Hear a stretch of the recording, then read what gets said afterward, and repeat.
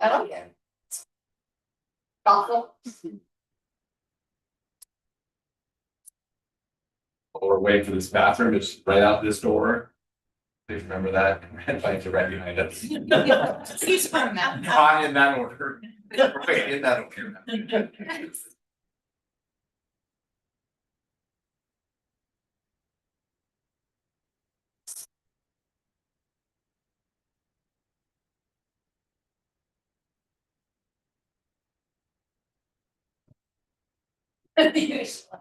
Spot that angle.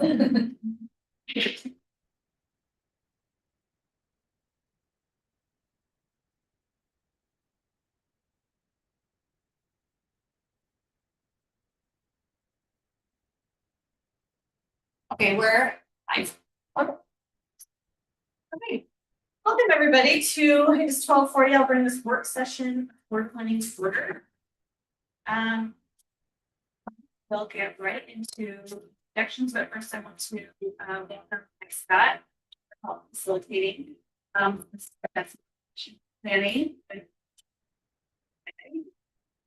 meetings, getting it planned. One in. And you click on this one, so let me give for those. You want the next slide? Yeah. I think you're probably still on. Asking.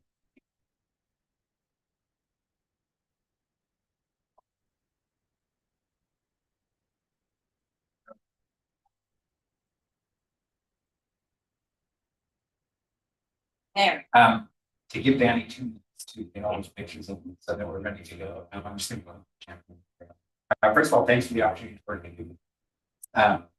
When I retired as superintendent after 14 years at Hillsborough, I thought I never wanted to. That was one of my goals. And it turns out when you're facilitating, it's a great place. So I'm very, very excited. A quick overview of the agenda. We're going to talk to the data responsible.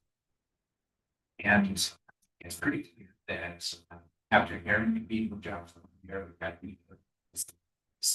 it's a good time for us to be responsible. Also, we had a little conversation about communication. But now we've got another half year of learning in Oregon time for me. And during our time at Canberra, we talked about, some of the important things.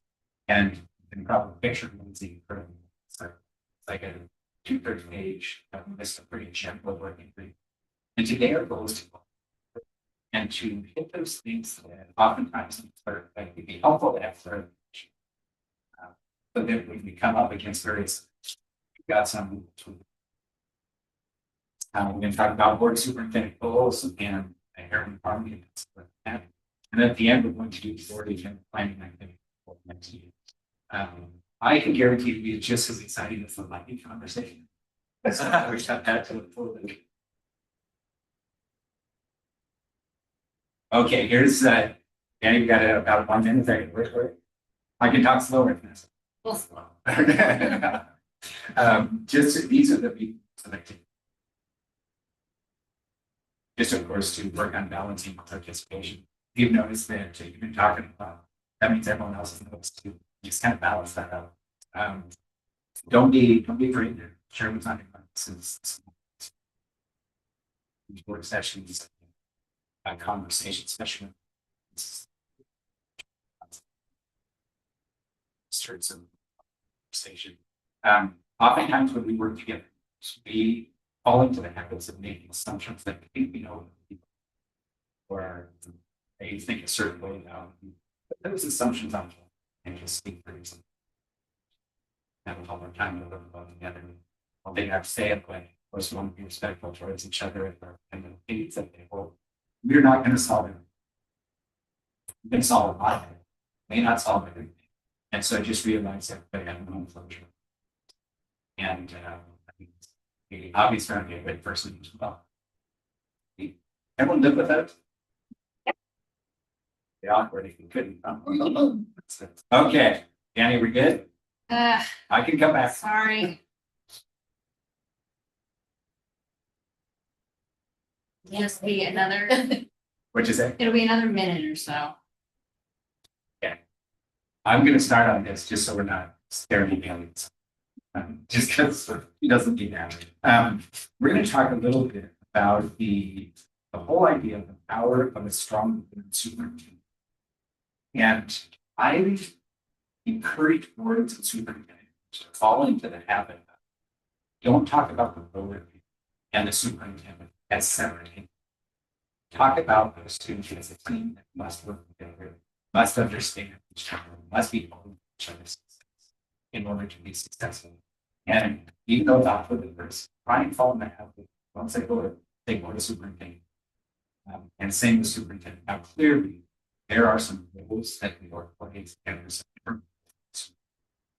If everyone's playing it all together, then they're really disguised. So you're going to hear me today talk a lot about board superintendent.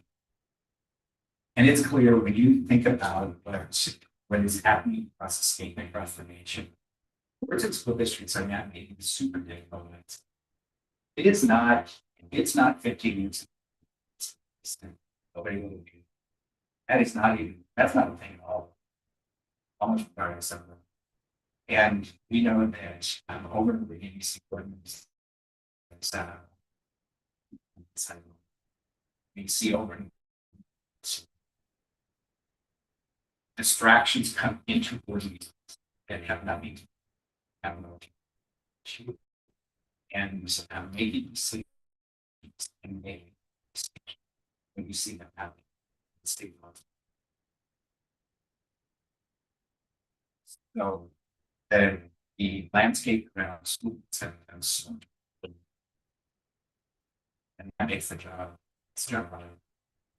So recognize that realize one of the reasons that I think it's helpful for sessions like this on a daily basis is to remind yourself how a strong or well-functioning if that team is functioning, confidence and motivation is show and how do you and I'm one of those people that I don't believe that community talent.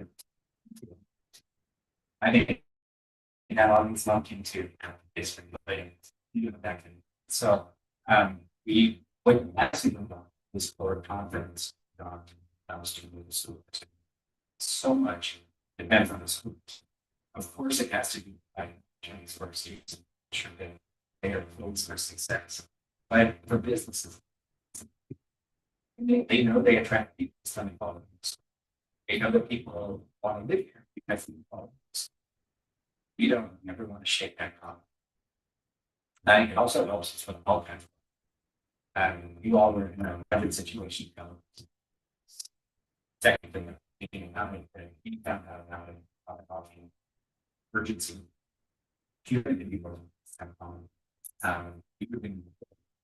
And we need to remember that all of our actions impact our ability to have a positive perception by the community. If we currently are enjoying a positive perception, it's certain. I think that also matters for business partnerships. People want to back it. And so if you're on the main street and you see there's a positive perception, your partnerships are so. I read something one time where NBA teams, they sell more jerseys on their team. Kind of makes sense. And it's that whole individual applicant. And so can't wait to see how many jerseys he sells. Of course, student achievements are to make sure that instruction is always up and then achievement. And it's really a team function. I mean, a staff morale will see district after district where if that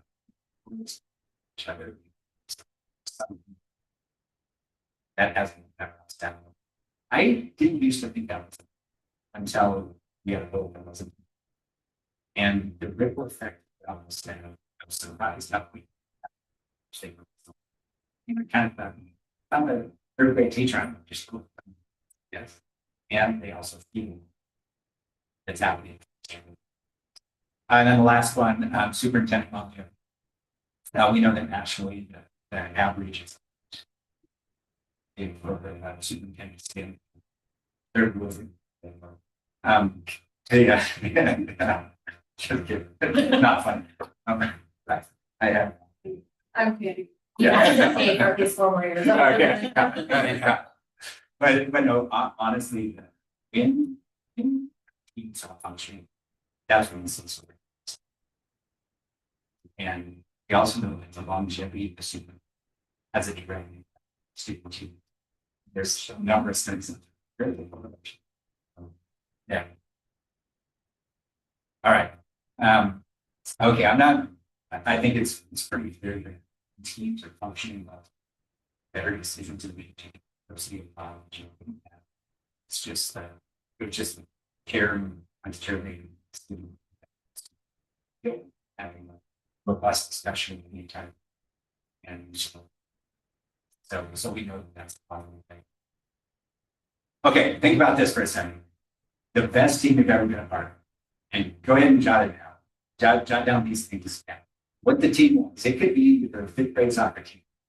It could be a team that you would. It could be a group of friends that you know. But write down what the purpose was, what it is that made them so great, what habits did the teams have, just all of those, just write things. Best team for everyone.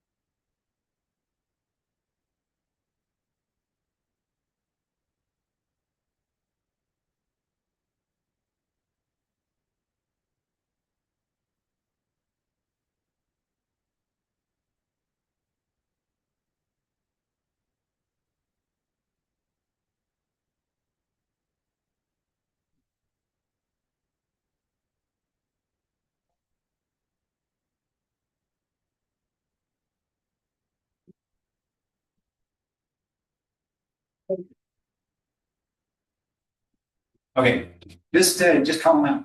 Just people, what was the team and list a couple of those songs. Any couple of them. I've been a part of a lot of different teams, but honestly, when I thought about this one, I thought about the group of girls that are like my core group of friends. Because over the years we have done random things like provided Christmas. Most recently, we did that over the holidays, and I think everyone in that group is organized, they're communicative, they're empathetic, they're loving, they want to do well. And what started as like a very tiny, like just provide a little bit for the family became really, really big and amazing. And I know that group of people have said they were the same people who helped out with the light and forward the time. And like they are a group of people who mobilize and help. And so I think that the ability to get through that the desire. So. Yeah. Anybody else? Yeah, so one of the things I thought of was, years ago, I used to play gas something, to guy, one of the areas, like, 5, 6.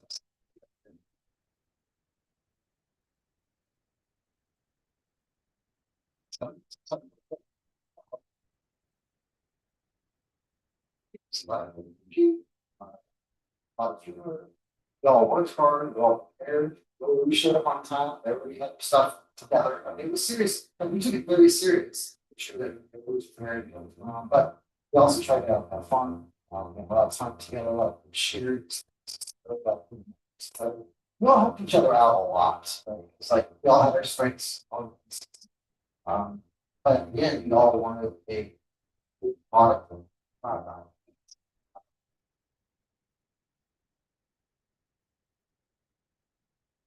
This is always more, how can we do this 10, but we want some time.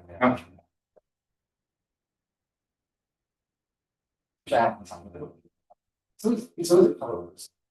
Something. Sorry, photos, and I don't work for. Right? Yeah, yeah.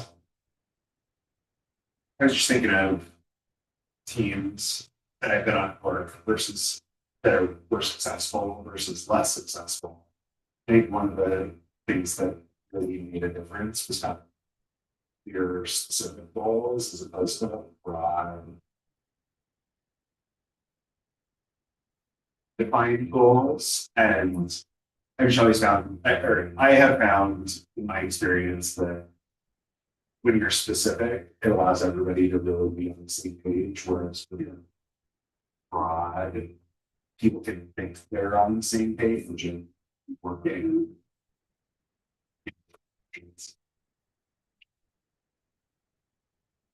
Yeah, I'll jump in there, but Yeah. I mean, I'll try to get, a little bit of speed. And I left family out of it, that's a big one. But, what I reflected on was a program that I use we, we created, same as pure fracture. We took a obvious defect in the system there, hospital, and formed a team to, strategize and provide care of excellence for the patients on the setting. So talking a lot about from my mentors who are working up at team about leadership, about stakeholders, we have different needs and everyone had a different benefit and outcome that would suit their needs. And it was a massive overhaul approach to these folks, extremely successful, all the stakeholders benefited. And the team leaders had a culture of everyone was playing, everyone was important, everyone was represented. And there was no real hierarchy, so to speak. There was, but there wasn't. Those barriers were eliminated, and it was very still. Thank you. Good job. I'm gonna take it back. Nice little team. Take it back to dance team. You were. I'll let you have that one. When I danced at Sherwood, back in the 90s, we won state. 1988. And it was a team of so many different personalities. And I remember our coaches were so good at getting a bunch of girls who were very different, not all friends, but coming together under common goals of this is how we're going to win. We're not going to do everything. We're going to focus on X, Y, and Z. And we're going to do it together as a team. And we're going to all rely on each other where we are on the floor. And how do I teach? And then how do they teach us to work together? Yes, we're out there individually, but they taught us in a way that made us rely on each other, of like everyone around us, and how we come together and dance as one. Same choreography. And we went on to win state that year with like, with girls who were friendly, we were all friendly to each other, but we learned how to work together under a set of certain like teaching standards that we were by. And then to this day, like it feels like that's something that I actually learned from back then.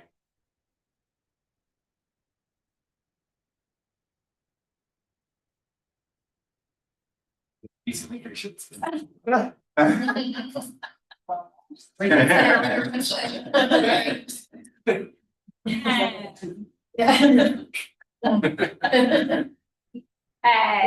Yeah, I don't have.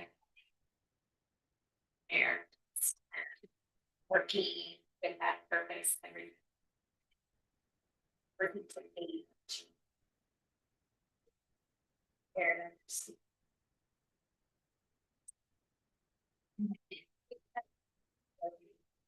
Or whatever.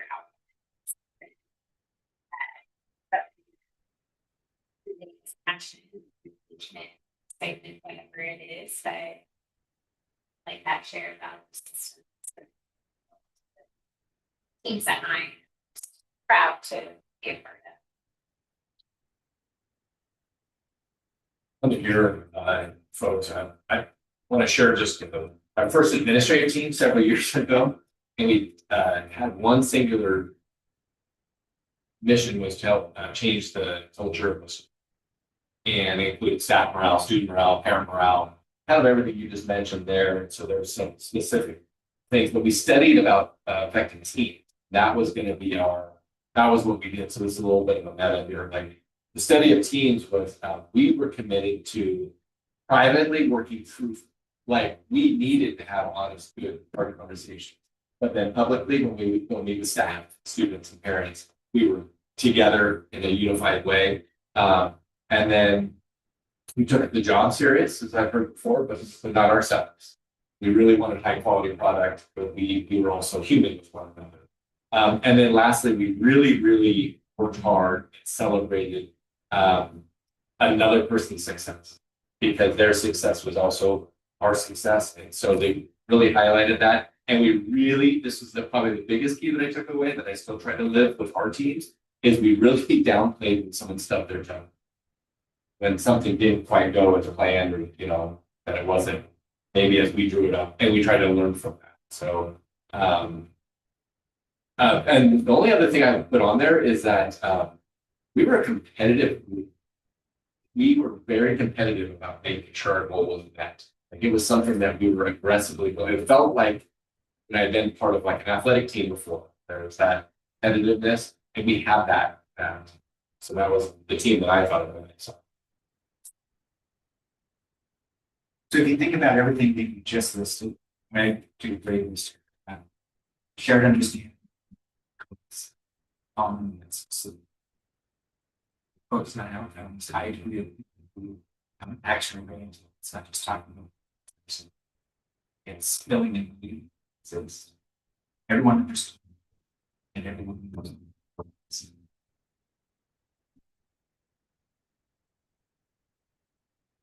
Sure.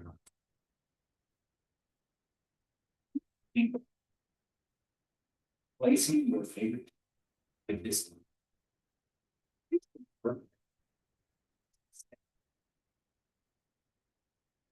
This team would take that would get you closer to its high function as the team just.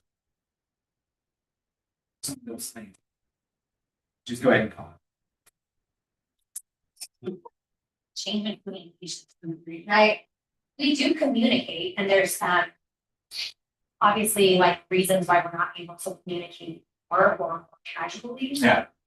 So I think that makes it really hard, but very often this group feels like we all, and I don't mean this as a dig, but like we all have our own interests or things that we care more about maybe, or a couple of us do more than the others.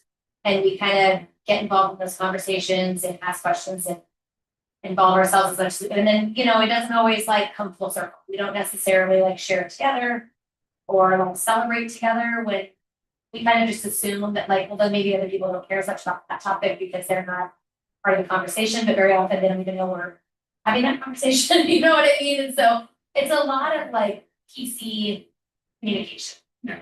We communicate about what's on the board agenda, but for at least myself, most of the things that I've cared about in the last 4 years about the school district are not things that honestly are on. And so then those conversations are kind of like in the wind, at least as far as the public, like they don't get to see us have those conversations or see that we care or are part of those. You know what I mean? And then I think too, like the whole idea that you put together earlier about referring to ourselves. That's tricky too, because at least for me, when I first came in, there were a lot of boundaries, like this is your role and this is your role. And I do feel like we made a lot of change with that. But still, like being on the board is nowhere the same workload as being an administrator or any of these people who sit on our exam. It's just not. And so I don't ever tend to speak in terms of we, because I'm not trying to take credit for the tremendous amount of work that they are doing that I feel like I have. You know, and so it's not because I don't want to be a we, I just feel like I don't deserve to call it that, because you know, I pop in and out. I'm not the one who did something. So I don't really know that there's like a great way to totally reach that just because of our roles, but I think that feels very good.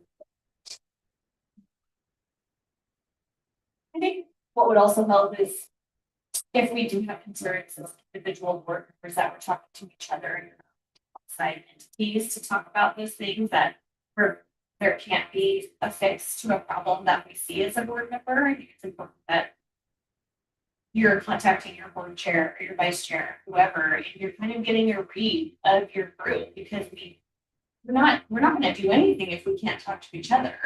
And I know that that's hard, and it seems like a lot of work have to go through 5 different channels of emails in order to get like a read on a group thought. But it's worth the effort, because I think the fallout of hearing rumors on the outside of like, oh, so and so's talking to this person, so and so's talking to this person. I'm like, what do you mean? I've never heard a word about this. That's bad too.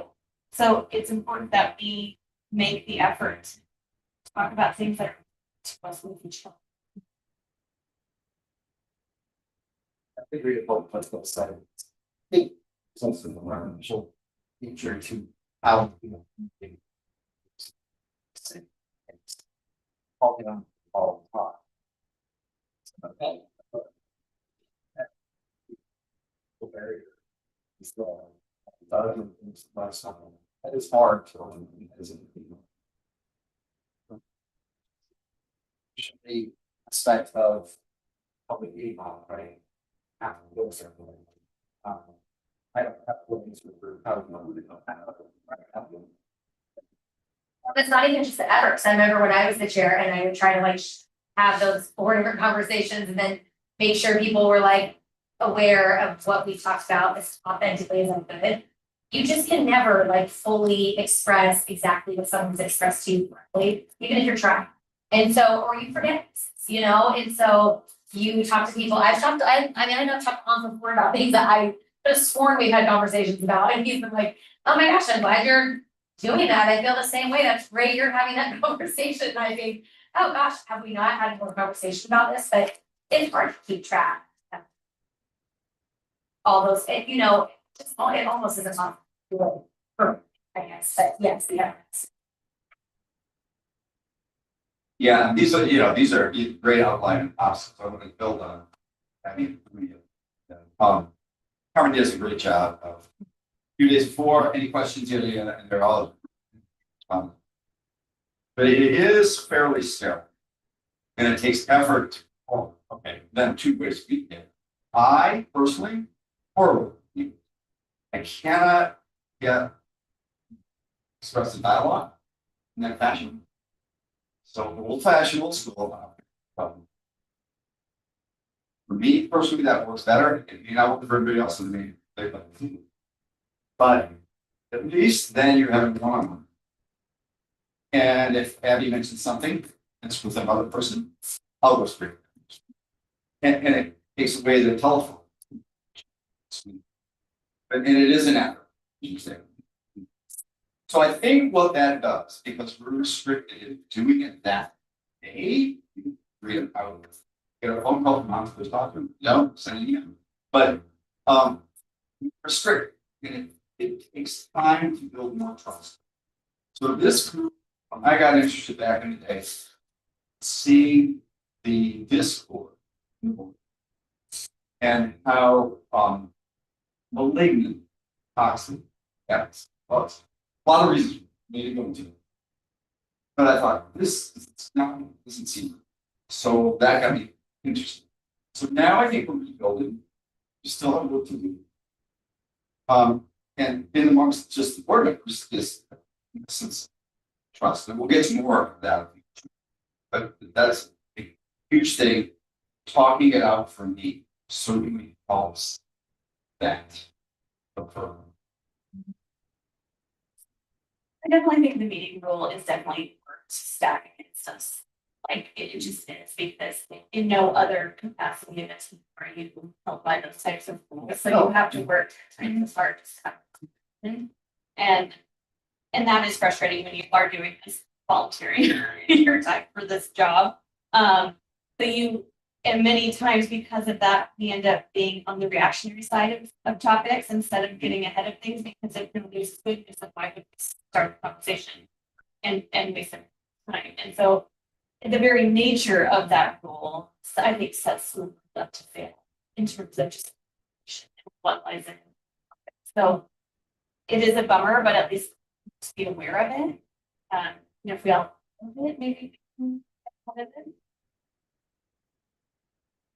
I do think our group phone calls seem to work better. It's not very efficient, but I think like you understand the tone. I'm always efficient with my text emails. You just can't. It's like you have my professional job, right? Like we have like a rule like TV, right? Reason that's visual expression, so much more to be read into communication.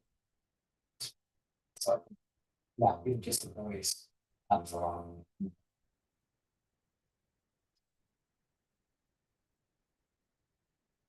Yeah, I think one thing, once you step to the other side of the table, it is strange how how much more formal.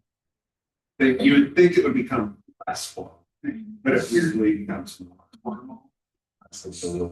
And it can feel, and this is a thing, it can feel like it's like you want to text somebody and it's be like, you feel like, oh, you feel like, oh, I should be putting everybody on this, because it's not that I just want to communicate to one person or make it sound like I'm like excluding somebody, but it's like, oh, again, yeah, it's just that weird kind of official result. I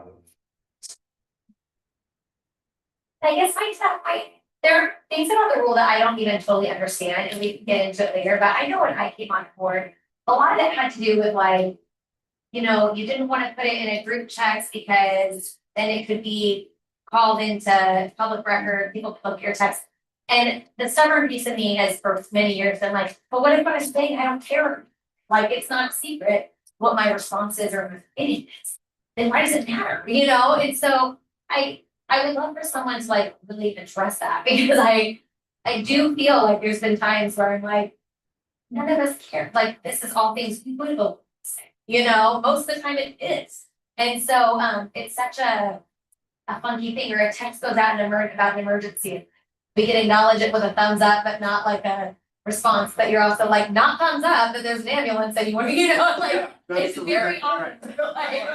Like 10-4, but not great, it's such a weird dynamic. That was one of my questions. Why do always respond with thumb up? Like I said, it had emergency text. Well, thank you, this is helping me already. So we know you saw it, and I'm like, feels wrong. It's a simple already. fine, but like it, you know. I'm actually requesting a thumbs down. I said do that. Hard, Yeah. setting love, I don't know, like. We need a flow chart. Yeah. What's the appropriate emoji of different situations? I mean, just listening to this, I think it's very typical. 2/3 of what you talked about, I talked about. So that's gonna change my percentage. Sorry. But you talked a lot about community. It's like, you need to. He said, talking, some, need to, trust. So we will.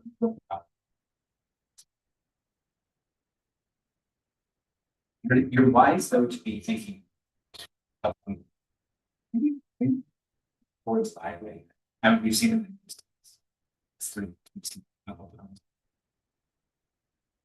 problem.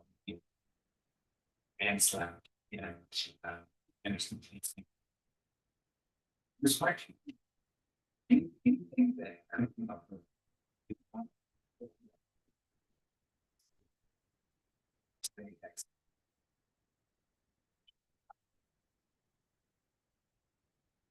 Wise thinking. At the same time, let's be super doing. Super specific. How we be.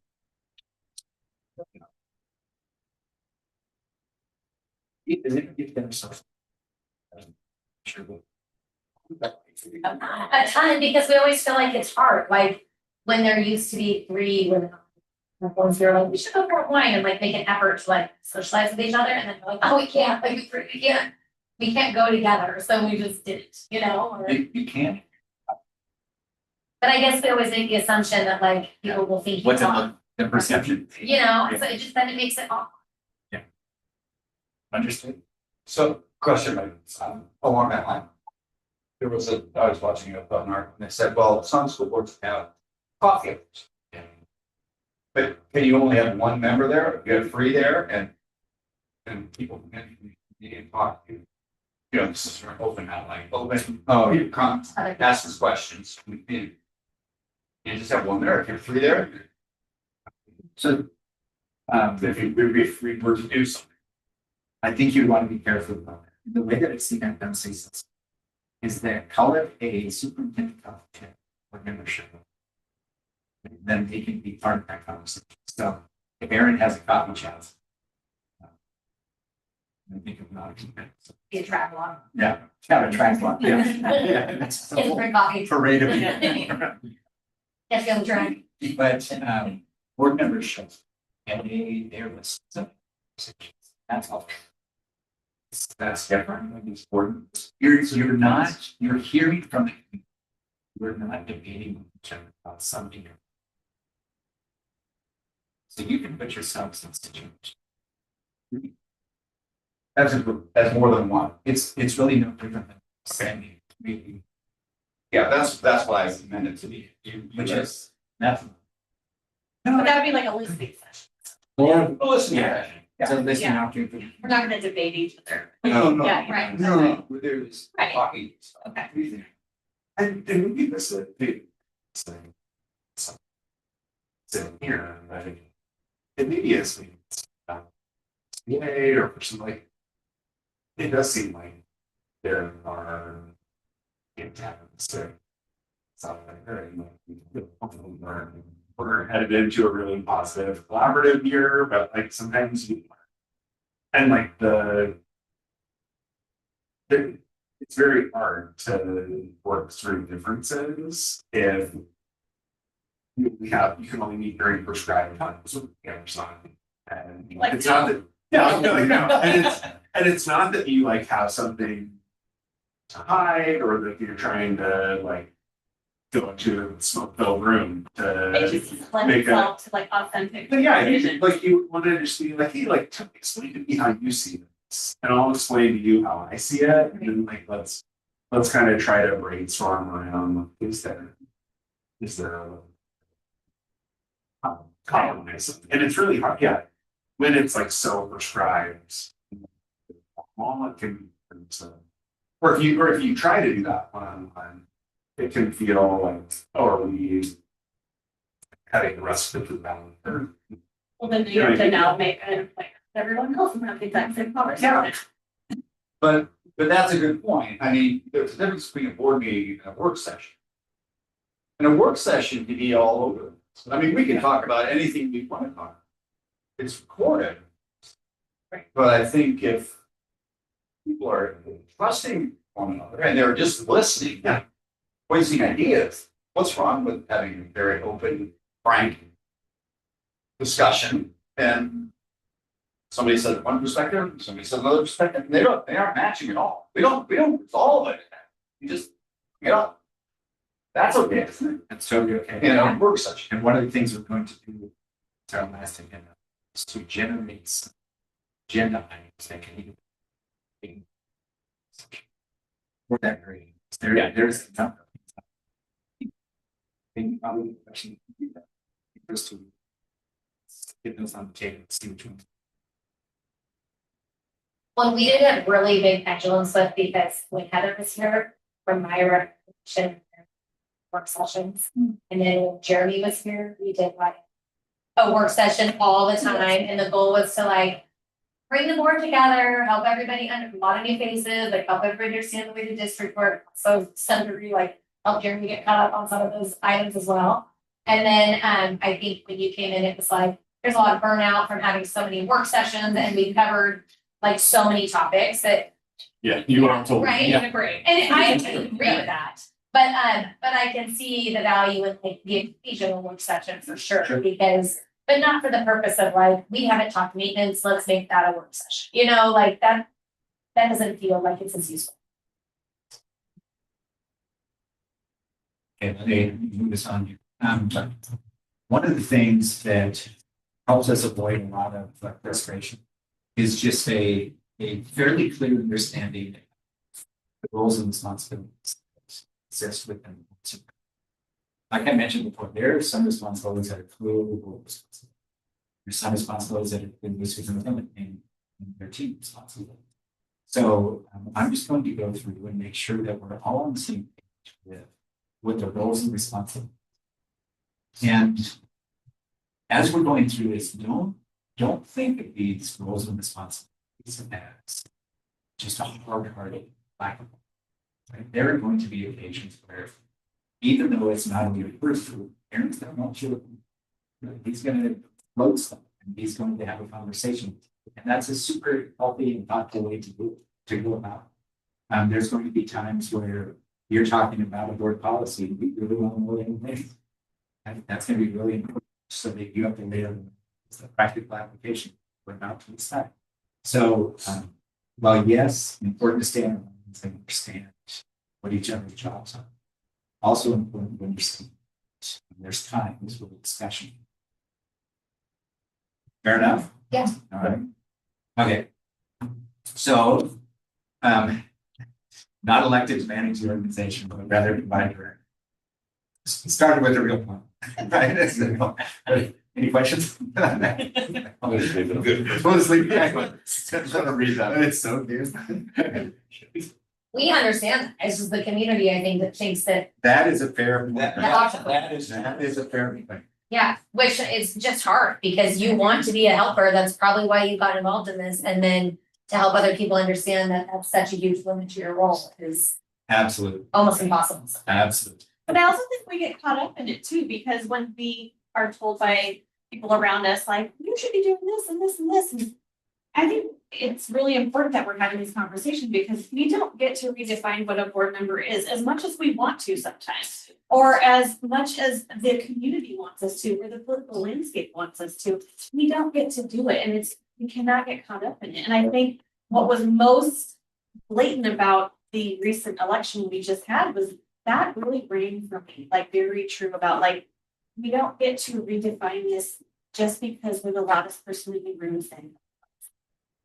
And I really want to stand and I remember like saying like, we don't get to vote on that. We don't get to vote on, that's not our role. And people would say like, oh, now you're just playing victim. And I'm like, no, that's not my role as a board member. I don't get to vote on things like, this is what Salem votes on. These are Salem things. And then they would get mad at us because they didn't like the answer. And I'm like, I don't get to do that. That's not my role. So I think it's really important that the 5 of us are also reinforcing back to the community what we really do.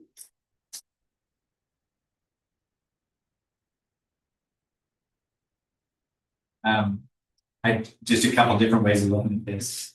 Board is the web superintendent staff. Together you will decide on policy, you will decide on rules, you will decide priorities and sort of thing. And then it's largely up to Aaron and his team to put that into place. So I would think board for what and the superintendent. Just a little chart, depending on how you absorb information, we're gonna look at this 3 different places. So you just see what responsibilities in this.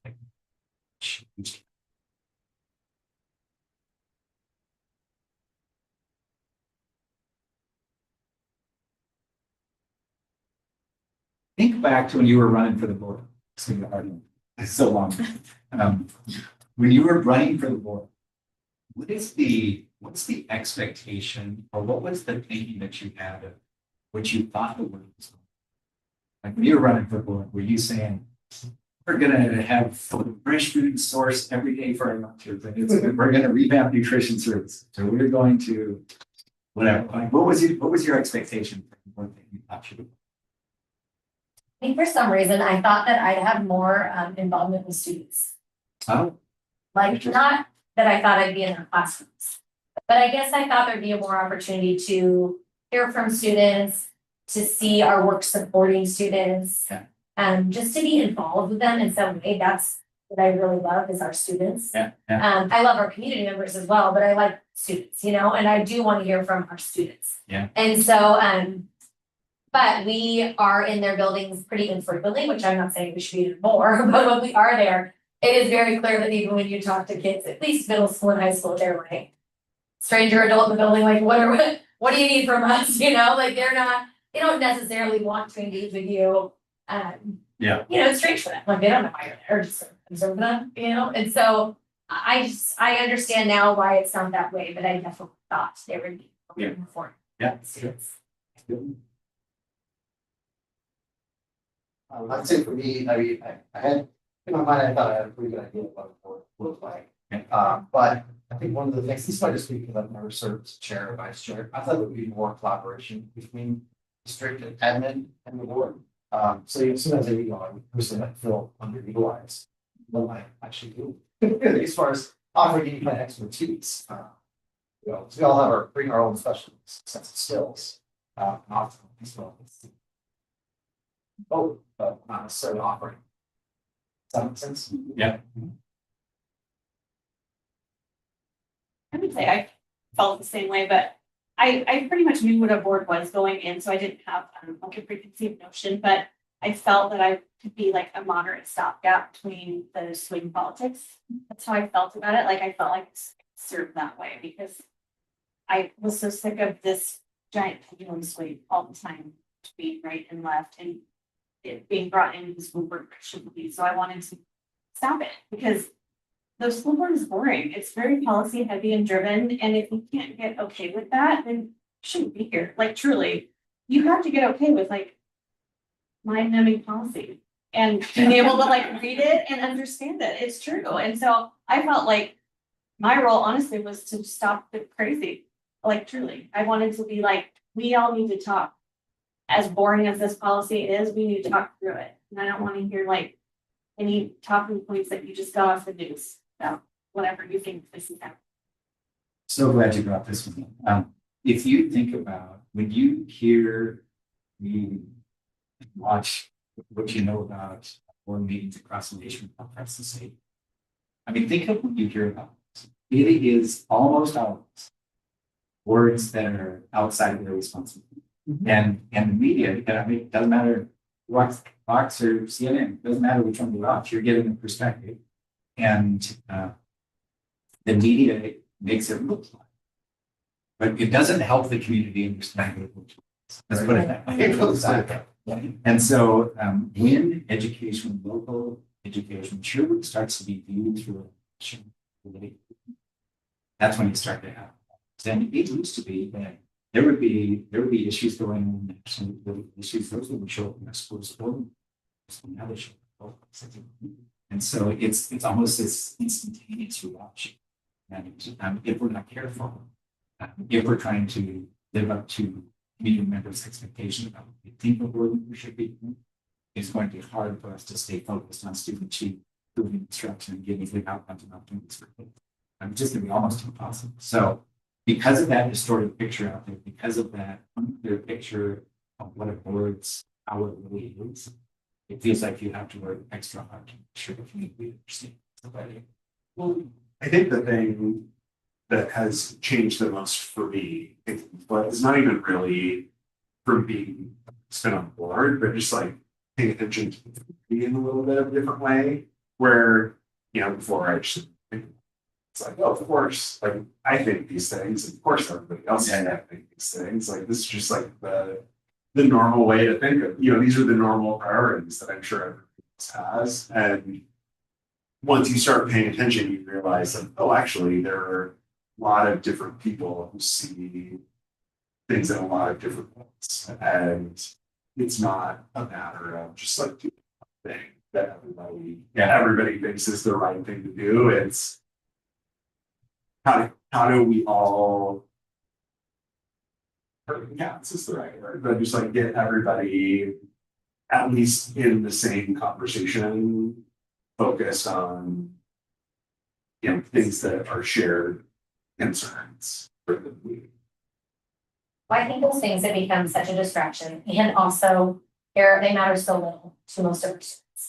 You know, like, I mean, I think about so many book conversations we've had, and I'm willing to have the conversation because it's a role that I'm in. But when I think of like my own children or their friends, I'm just pumped that they're reading books, to be frank. Like, you know, I know that doesn't sound great, but it's a reality. Like, I'm just thrilled my kids reading. And so, but I'm happy to have those thoughtful conversations, but they aren't important to a lot of our students, and they don't impact a lot of our students in the schools. And then we spend tons of time on these conversations and no time on things that day to day do make a difference to our kids.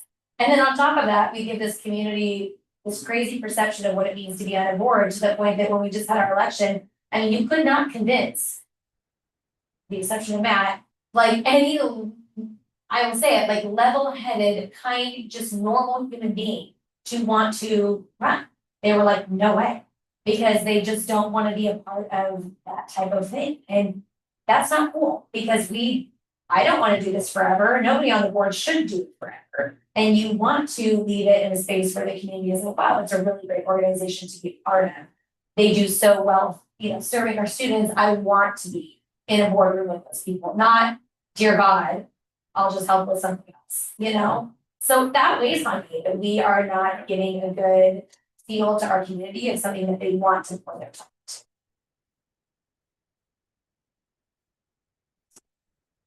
I don't think, I think everything you're saying is very common to not just, is it board members, period, they experienced that they thought it was going to be.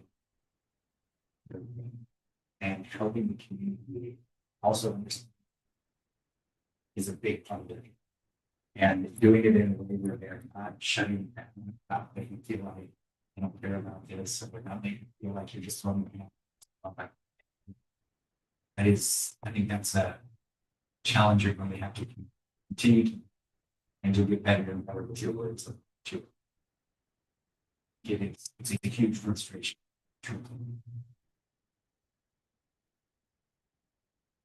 It'd be better if I could have solved that problem. That's it. Some of those things though, like they can be a legitimate concern. It's just not for the board to solve. Exactly. You know, like That's maybe exactly their right. principal or just a teacher or. Yeah. And so I don't mean to like minimize those concerns. It's just that they don't all boil down to. Yeah. Just That's take a fine, different right. route. Right. You know, That's like exactly right. very rarely do they boil down to us five. Here's a good way to check your thing. If there's somebody in the district hired to do it. Exactly. It's your job. It's, yeah. I will say, I think Erin does a really good job of delegating, like when we get those emails that come in, that go to the leader's email. He will typically always write back and say, oh, I got Brady on this, oh, I got Yes. Marlene on this, oh, I got Jim, Yeah. not Jim, but sorry, Gary. I think that's great. I think that is really helpful because that absolutely reflects that statement. And that's actually great communication because who circle is closed, that it's being Right. dealt with. And so when you run into that person who brought it up to you, you can say, I let the superintendent know about it. And that's super helpful for you. So. All right, let's do a quick, we're not gonna spend a ton of time on this, but couple different scenarios for you. Let's start with A, just take a quick read about. And we'll ask, actually, Matt, we'll start, we'll start with you. Matt Norton, we'll start with you. What would you do? I'm gonna stick. I'm gonna stick. Don't even start it over here.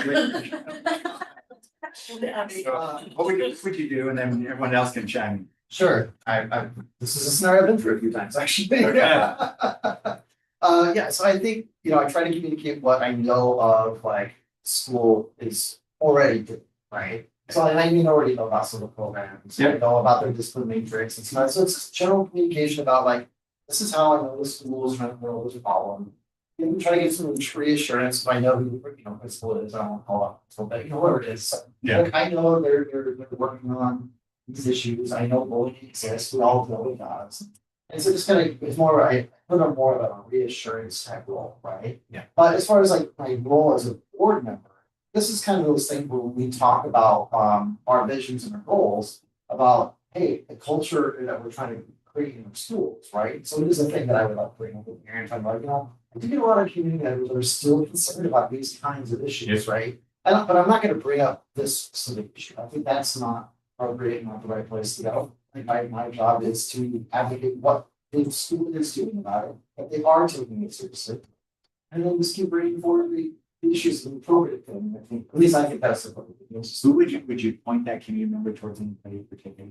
I would say go talk to your school principal.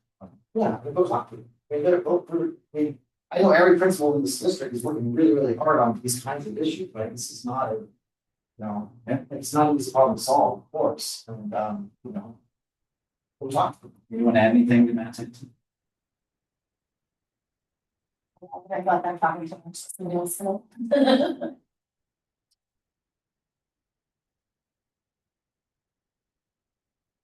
Yeah, up at one thing, just a quick answer, Mike. So the parent says, I talked to the principal, they're useless. They're a piece of crap. No help at all. Well, I think that's where everything's gonna go, right? I mean. Yeah, I would protect those principles, and Well, of course, but where do you guide them? I guess the point is, I'm looking for help, Matt. Where do I go now? Now, you're not a board member, you're a community member, so. My point to one of the counselors in the school, or, Yeah. I mean, just there's all kinds of people that work on this issue in all the schools, right? And there are associated principals that. To your point, though, I think you're right. Listening is the important part. The situation, but every once in a while you get something, which is so hard. But I tried all that, I tried all that. It didn't work, It's, to me, it comes down to a really simple concept, Matt. Every single one of our principals, teachers in this district, they are doing this job on good faith, right? They are doing the best that they can, the job, they're trying, right? So I think it's a communication about what we know, there's gonna be nervous systems. Yeah. But everybody's operating in good faith. trying Sure, to but solve and maybe problems. it's approach him again. Maybe approach him in this Well, path, try again. Maybe the parent is also just maybe Oh, vent, yeah. and you're not gonna say anything to make them feel better in that That's true. moment. So knowing when to just listen, but then just say, hey, I would try again. I would really go back with Try like a calmer voice or a calmer, like a different process of mind and just go back to your something. So, but knowing like when you know that you're just receiving it and nothing you say is gonna be effective, but just be like, okay, I'm hearing you. Curious, then you've also got a safety valve that you can let Aaron know about parent meeting, and I direct him back towards, so it's pretty frustrating. How did you do? And then he can activate what do you want to be. I appreciate the conversation. I think this team does this well, from my experience, and I think that's exactly what I want them to do. To listening, because they're catching you, and and then you are armed with some information. Your parents in this district as well, and so you have this vested interest. And then I love the try again. I do that a lot with parents, because those times parents they choose to stop me, right, and say this situation, and I always want to point them back to the point of greatest support and best context of someone that can support them. And they sometimes think, well, I can just solve it from here, right? What I'm doing, and I'm kind of like this, missing the point. It's not going to solve the relationship. In fact, probably going to make it worse. So I do a lot of the try again, reconnect. So I would just say keep doing what you do. I also do appreciate there are times where you say, hey, I just want to let you know, I'm not asking you to solve this. This is what you all do a good job at this. I'm not asking you to solve it, but I want to let you know I had that conversation. Aaron was pretty hot, trying to get him down. And there are times where I can then go and work on some things on my end to help support the situation that potentially could be providing context to maybe why that parent was feeling that way. And just as parents have stories and feelings, teachers and administrators have their side of things and paint the picture. And oftentimes there's some gaps in between those two. That's a nice way to say that. Yeah. And Stu, sorry. No, and that's always the hard part of any of these things, where it's like there's also another feeling, the other side of the conversation, who likely sees the situation in a different way. That it can be frustrating to people through the process, but a lot of times the process is what makes sure that all the sides get reconciled to each other. Just I will say, at least at like the middle school level, where I feel like this has come up the most for me, is that I think parents have done well with hearing. Like, here are some things the school is able to do to help protect kids who feel like they're in this situation without knowing of what's happening on both sides. And sometimes for parents, they're like, oh, I didn't know there was the ability to have a safety contract, or maybe make sure their schedules aren't, intertwined some way. Or that's obviously because pretty bad, but sometimes having parents understand that like school district does have measures they can take if they need to. But understanding like what has happened so far, who they've talked to, what their next step is, like sometimes just talking it through. I think parents don't really understand. Most parents don't understand what schools are able to do. And so they just feel ill-equipped, Let's do one more. Let's go down to C. You're out and about on a Saturday, district staff member comes to you and says, how unhappy they are with the news. They respond. And obviously in Oregon, where we have these wild swings and fun, this is a life story. People get moved often. What would your response to it? promise them a new assignment. Clearly. What do I have to say? Yeah. Just stop You're this conversation. like, Yeah. I would just listen. I think you would honestly listen because you don't understand anything outside the scope of what they're talking about. And again, if it's something that you need to like pass on to their supervisor, maybe it's their building principal, maybe it's just parent. If it is, most of the time, I have that as that, but I feel like most of the time, I just listen. It's the same answer to a lot of stuff. It's like, I don't understand why the boundary is drawn here and I gotta go to this school, that's whatever it is, but it's empathy, but listen, like, I know it's making it hard, it's complicated. We're all doing the best that we can, it's. We don't manage teaching positions. But exactly. Someone's hired in the district. They sure All are. right. Did you know? Let me give you their personal cell phone. So, and when you're referring people, I would encourage you, I would encourage you not to contact this person. If it's an issue like this, if you feel like you need to contact, Yeah. contact. Yeah. I think the second thing from what I just looked at the scenario and hearing about it, I think the other thing is that sometimes, so maybe to your point, Matt, of maybe the formality of moving from a community member into school board role where there are some of these unrealistic expectations of, well, I thought you did hire, fire, move people, whatever. I think sometimes when you're like the way you listen and interact, they're gonna read and take what they want from that. So we understand that when it comes back to me and it's, but Matt Thornton, but Hans told me, but Abby's, whatever that is, I think is as long as there isn't this feeling or this comments that are additional or supplements to the listening, because I think those can kind of carry on a little bit where I feel like, well, Harmony responded, she got my point. She couldn't believe I was moved either. You may feel that as a parent, you may feel that, and that will be a tough act for you, a tough acting. But that's probably an important pivotal moment for me to help support our system moving forward, because it isn't going to be without thought and rhyme and reason, and you're not judging that. But I am just saying that sometimes the way that you respond to them, and you're doing it out of empathy, but there's just some awareness around that situation that, you're not just that so-and-so's mom in that moment or dad. You are a board member in that moment, and that's why they are venting to you and not maybe to the person next to them. They maybe have already vented to them about it, but now they see you and go, oh, and by the way, I was moved. What do you think of that?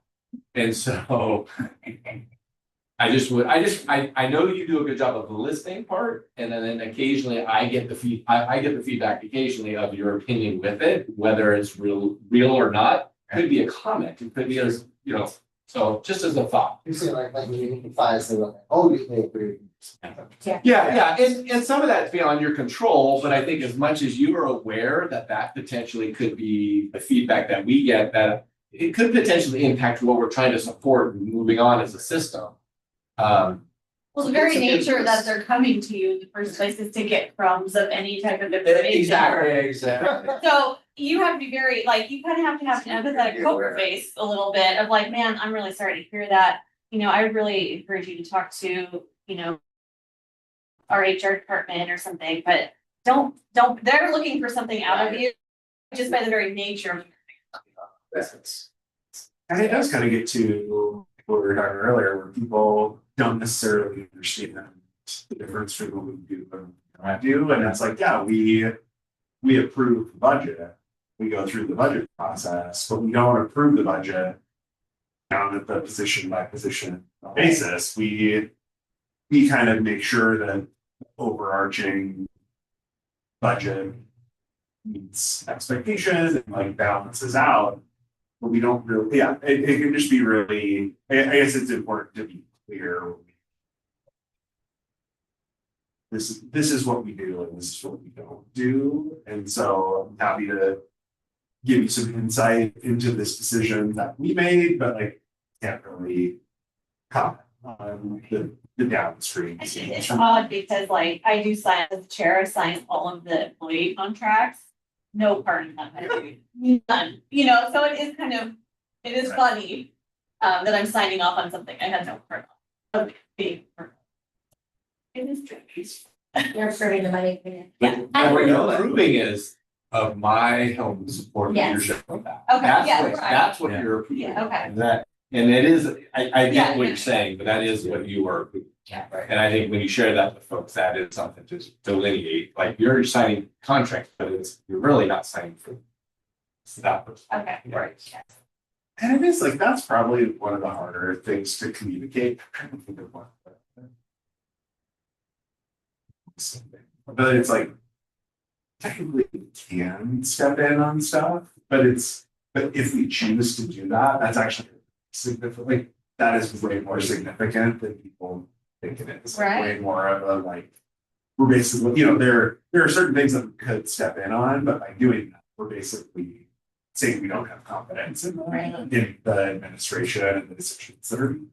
That's a very different thing from just tinkering around. Especially to get to the public side of that, because you would have to forego all of the conversations like you and I had privately. And then I would have to overstep him publicly. That's a very bad sign that our ship is going down. And you don't want that. Well, on that note, let's, Better not do that. Okay. Better move on and go buy your carrot and get out of there. For easily. Yeah. So, So you're the best part. So always look around with your earpods in, you know, Please hear. don't ever slow down. we're going to talk about two more little concepts on actually big concepts on teams, and then we'll take a break so that you have a chance to stretch a little bit. We want to talk about 5 dysfunctions of a team. So it is, I mean, this book was written a long time, and it is, it's a super useful and often referred to business book on how teams function together. And if we were to think that, well, not all teams have dysfunction, or not, you know, really, how many teams really fall in these categories? If it were that way, there wouldn't be 3 million copies of this book sold, and it wouldn't be printed in 30 different markets, right? So it is clear that teams, when they get together, especially when high functioning individuals form together for a team, and everyone on that team is kind of used to being in charge of their own lives. And then all of a sudden you're asking them to form together as a team and to play a certain role and to work towards the common goal. That is super, super hard.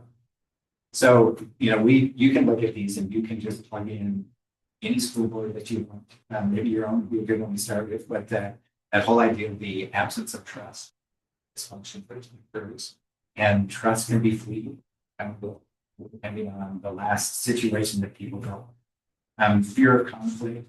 There is oftentimes where people, they will keep conversations on the surface, or they will move towards consensus pretty quickly because they don't want to do the hard work. They want to avoid that conflict at any cost. When it comes to the lack of commitment, this is that idea that behind the scenes or in work sessions, you have really thorough conversations, but lots of decisions. And when people start trying to opt out of that, like even the word is spoken with something to say, you know, truly behind the scenes, I didn't feel like that when you have that kind of lack of commitment, that's where you start to see cracks and start to see not function very well together. Avoidance of accountability, they board member or any team member, they can hesitate to hold each other accountable because it's so dumb. And if you think about all of the reasons that you signed it, probably nowhere on that list is a bullet point that says, well, I hold other board members accountable. I mean, nobody runs for the board for that reason.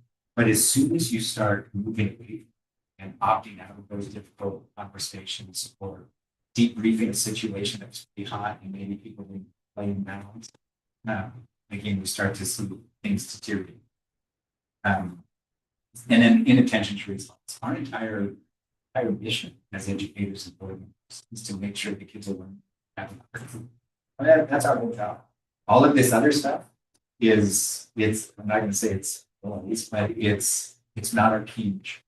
And so when we quit paying attention to that, it is things start to happen. And I like to think that any team that forms, you can fall into any of these 5 dysfunctions. Tell you a quick story about, I was visiting the kindergarten classroom one time. Never taught kindergarten. The lowest level I ever taught was 6th grade. Turns out the 100th school is a huge deal. Huge deal. I mean, there's jars of 100 things and there's 100 things over there, and it's all about this 100 days. So I got there with like 15 minutes left in the school, and they had strips of paper. 10 of them. On each strip of paper were 10 stars, and they were coloring these 10 stars. They were going to staple them together, and they were going to wear a crown, their 100-day crown. And so I sit down with Sophia and Dan, the 2 kids that were at the table, and they got their strips of paper, and so I started asking Sophia and Dan all kinds of questions. Hey, what was the best part of your day? Did you like your 100 days? Yeah, I'm just small. And finally, Daniel says, hey, if you're going to sit here and talk with this, would you help me color? I said, absolutely. And so he handed me a crayon that was broken in half and had no paper. So, just to give you a glance. And so he and I are coloring, and we whip this out in no time, staple it together. He puts his hat on, and he goes to start loading his backpack up because he's ready to go. Sophia is on like star 14. And, but she's doing that fancy coloring where you outline it. Yeah. And you color it lighter, right? Yeah. And so, I've still got Daniel's red crayon, and so I pull one of her strips, I start to pull it towards her. And she goes, she pulls it back towards her and she says, "Don't touch my stuff." And so, doing what idiot don't do, I got up and moved tables. And, but when I think about just that brief little interaction, I mean, there were 3 of us made up a team. I was all about avoiding conflict. I was not gonna have their conversation. She clearly didn't have trust in my coloring. She saw it. She didn't have trust in my coloring. She was definitely questioning my. So anyway, any team can go through this. So understanding that sometimes your team is experiencing one of these, that is not a loss. That shouldn't feel like a loss, and it shouldn't feel like it's not fixable. Instead, it should be something that you expect and you deal with it when it happens. It's gonna happen. Right? Any team is going to experience it. So, Yeah, please. so when I was just thinking back to our initial conversation around just like laws and communicating. So when you see this start of board dysfunction, what is the best way to deal with it rather than in a world where we just have like one-way text? We're actually gonna talk. Okay, right. We're almost, yeah, we're gonna talk. But that's the perfect thing. It is so easy not to deal with it, and it's even easier in a public facing world because of these big media. So it would be really easy to not do it, and pretty soon you wonder, why are we always at odds with each other? So this is work that was done in the 70s, and when do you say you were in high school in 90? You kidding me? That's so yeah. So this work was done in the 70s, way there's this whole concept around forming, storming, and performing, and so groups go through these stages when they come together, and all of these stages are to be expected. And so if you think it's a little hard, but you think about when forming comes together, when a group comes together, it's formed. And there's a lot of excitement. Everyone gets elected, everyone's excited about them, but there's also some uncertainty. And so at the forming level, there is a lot of surfacing conversations and actions that take. Right? We're not digging too deep because we're all just getting to know each other. I don't want to offend them yet. That'll come later. That's the next stage. And so it's really surfacing. And then that next stage, when you get to storm, that's where there can be conflict and lack of alignment or lack of alignment. And that's also to be expected. You're not going to stay, hopefully, boards are not going to stay at that surface level for very long.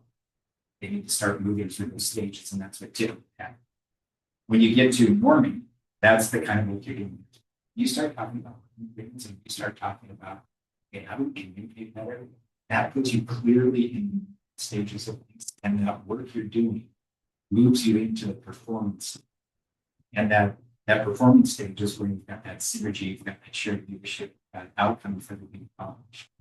And I mean that's a sweet spot. That's where you want to be as long as possible. And you'll be there for a while. And then you'll have another work. And then you start over and go to entirely to be exposed. Back one. Here's the key though.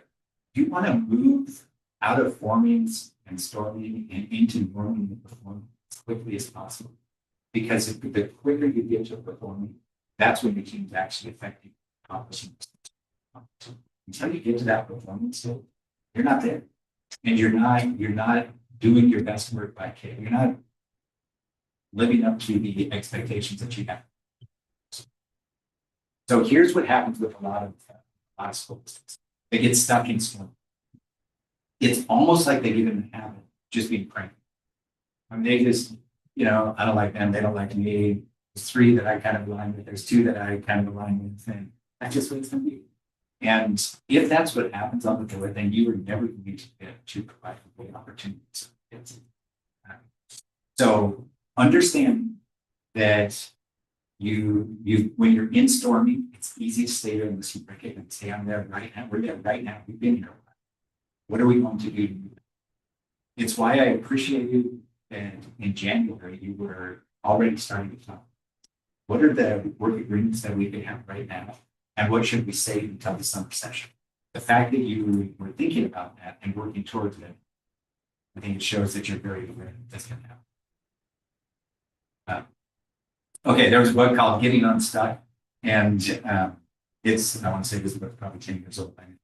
And the whole idea behind this is that it speaks to the importance of understanding when you get stuck in that storm.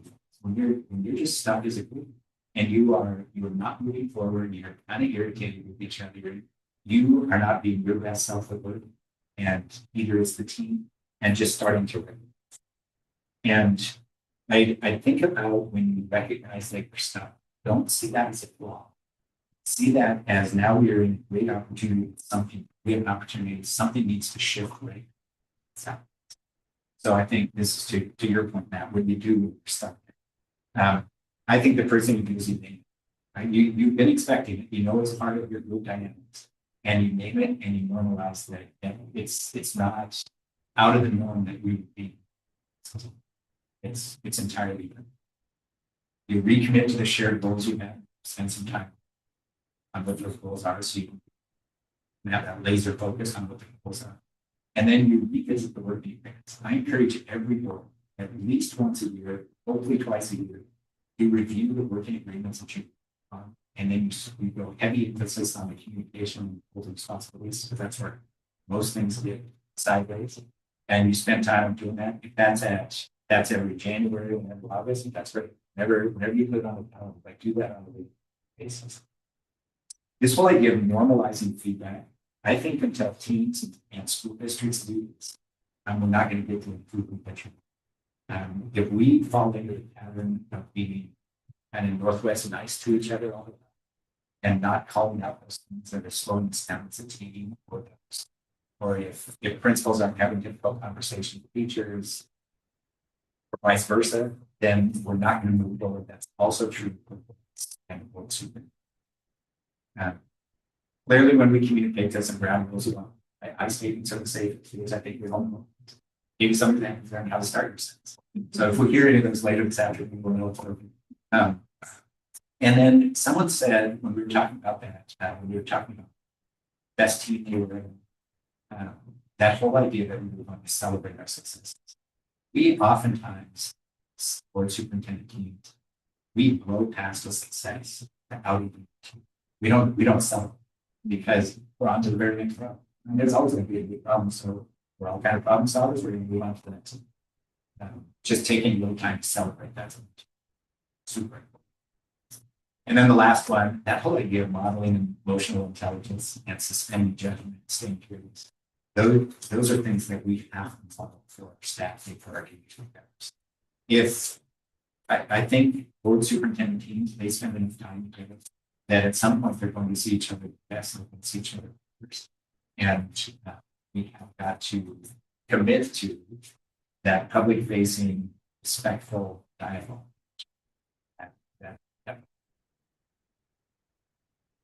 Any thoughts on this or anything you would add to things you would do to get unstuck? Yeah, I feel like it's just, we have to have a conversation about our 100%. dynamic. And I don't want to be the over talker, but since I'm the one involved, there's like I have to be at least start. I feel like very frustrated in this group. And to some degree, the way we communicate actually lends itself to not fixing things at times. I felt like prior to the election that you and I had started to build a better rapport. I felt like we were having casual conversation like before and after meetings or at our what we call it, field trips or whatever. And I was like, this is great. Like I feel like we're kind of having some communication. It feels good. It doesn't feel like awkward and strange. When everything happened, the election, it really hurt me. I told you that. I was really direct with you about it. You were the first person I got in touch with. It hurt my feelings because I felt like you like I misread you. And so that disappointed me. And then I felt like you acknowledged it and you apologized for it. Then you went everywhere else and told a completely different story. Like on your social media or on your other community page or to other members of the community or to Callie. Every single person who came back to me had a different story than directly what you sent to me in a text message. So for me, I sat there thinking like, this is so weird. I could literally put his text messages all over the place if I wanted to and show that I'm not crazy, that this is how he responded to me. I'm just not gonna do that because I'm not that type of person. But for me, you lose me when you lie to me. You lose me at respect. I just don't play those games with people at all. And I'm stubborn. I definitely don't do everything perfectly, but I don't respect that. And so for me, that's really hard. And so I know I'm in a place of storming with that situation, and it sucks for me and it sucks for this whole group because they feel it. I know that when we go to like an event, people always think like, Abby probably doesn't really want to sit by Matt. And she's not wrong. I don't. Like I want to come to the event and celebrate the kids, but I don't want to come at an event and sit next to somebody who went behind my back and advocated for me to be replaced.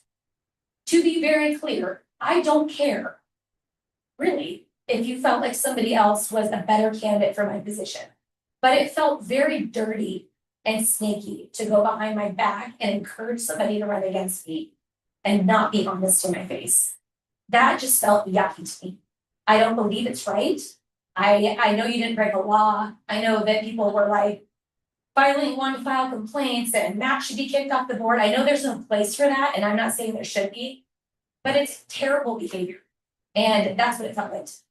And so for me, I'm like, you know, can I get to a place with you where I can work with you? Of course I can. But do I respect the way that you treated me? Absolutely not. And it's put me in a position where I don't trust the way that you do.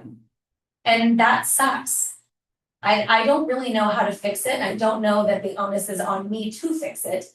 I know I've been very honest about how it's made me feel. I know Hans knows, I know Matt knows, Harmony knows, Aaron knows, I mean, everyone in the room knows. And I don't want the way that that makes me feel to limit our ability to do well as a board at all.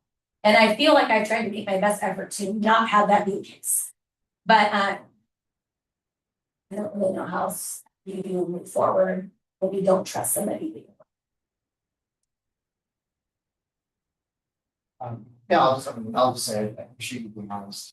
And yeah, you're right, it was, I think when we get into social media, like I don't have this profile, but I think when we get out there, the story kind of turns into something else. And like, I don't believe I've ever lied to you. But I understand how these things kind of blow up, they become something else. Like in this particular case, like I wasn't making advocation at all. That's but I know that people that are close to me share my name. Other people that do that like to lump it together and like to make it something else. I'm sorry I feel. But again, I feel like you're not being honest now. And I that's part of the continued problem for me. I don't wanna speak for other people, so I don't think it's fair for me to say that, but you're right. The building trust is tough, right? I mean, the last 2 years on this board, I've been walking around in some deals with this board member that you know very well, right? And every move is like blasted out of the social media, whether it's true or not, whether I did it or not, right? It is hard. You're absolutely right.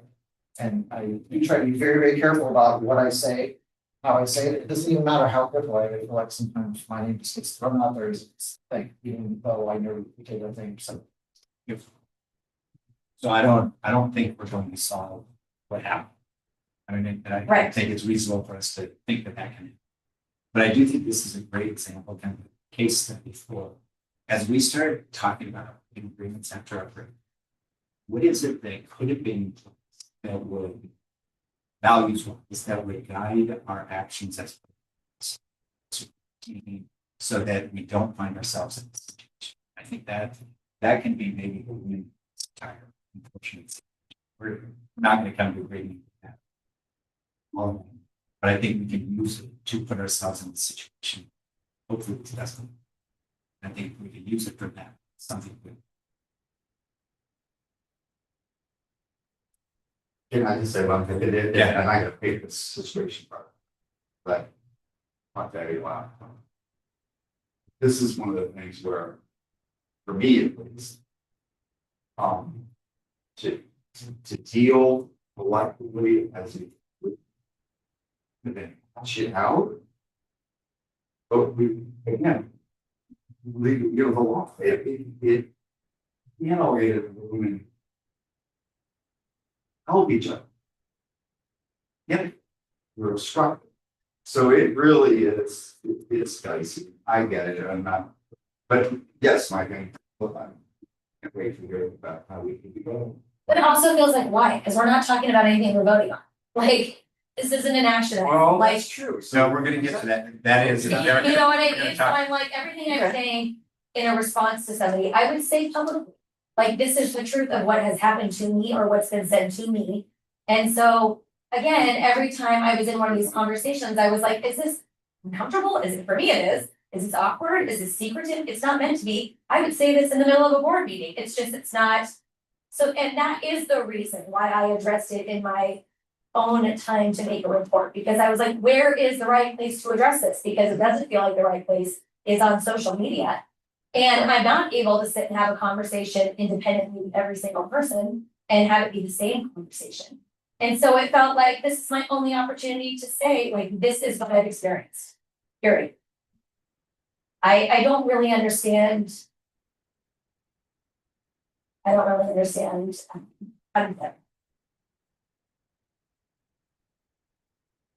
Yeah, no, I mean, I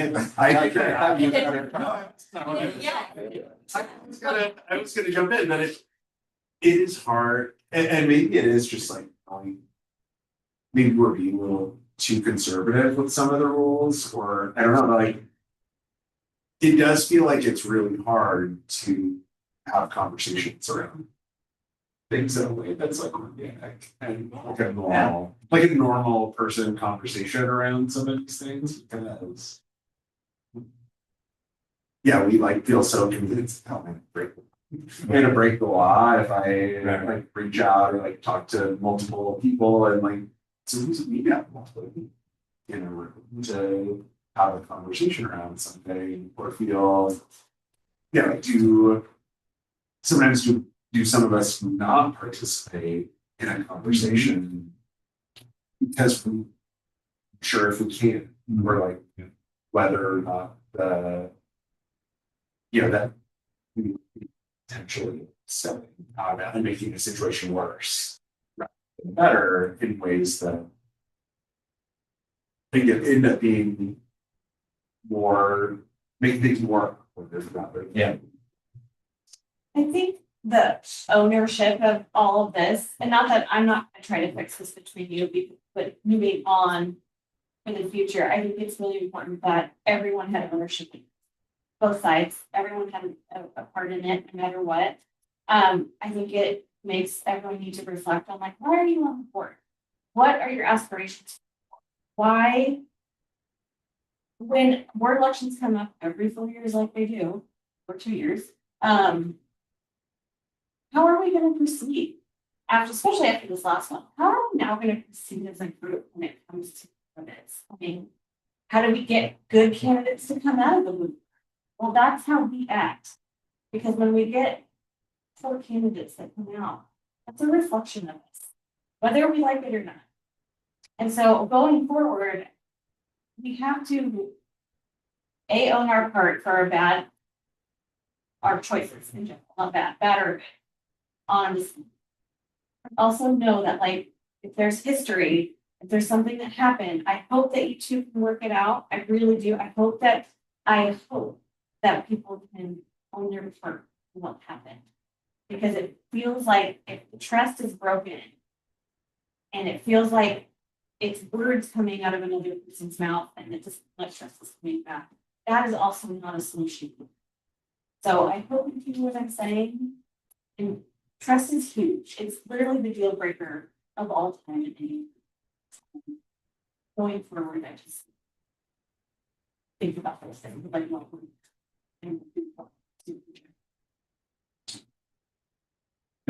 That's great, say which one. We can have, yeah, let's go ahead and take a 10 minute, and as we're taking all of this conversation, it is, if we don't get to the performance stage of opportunities for kids, because the work that you do is not impactful, it's not. And so we've got to work through this, we've got to come up through quickly with working to have some rules in place. All right, it is now 2:30. Why don't we come back at 2:40? Danny, you pause that? or- I will.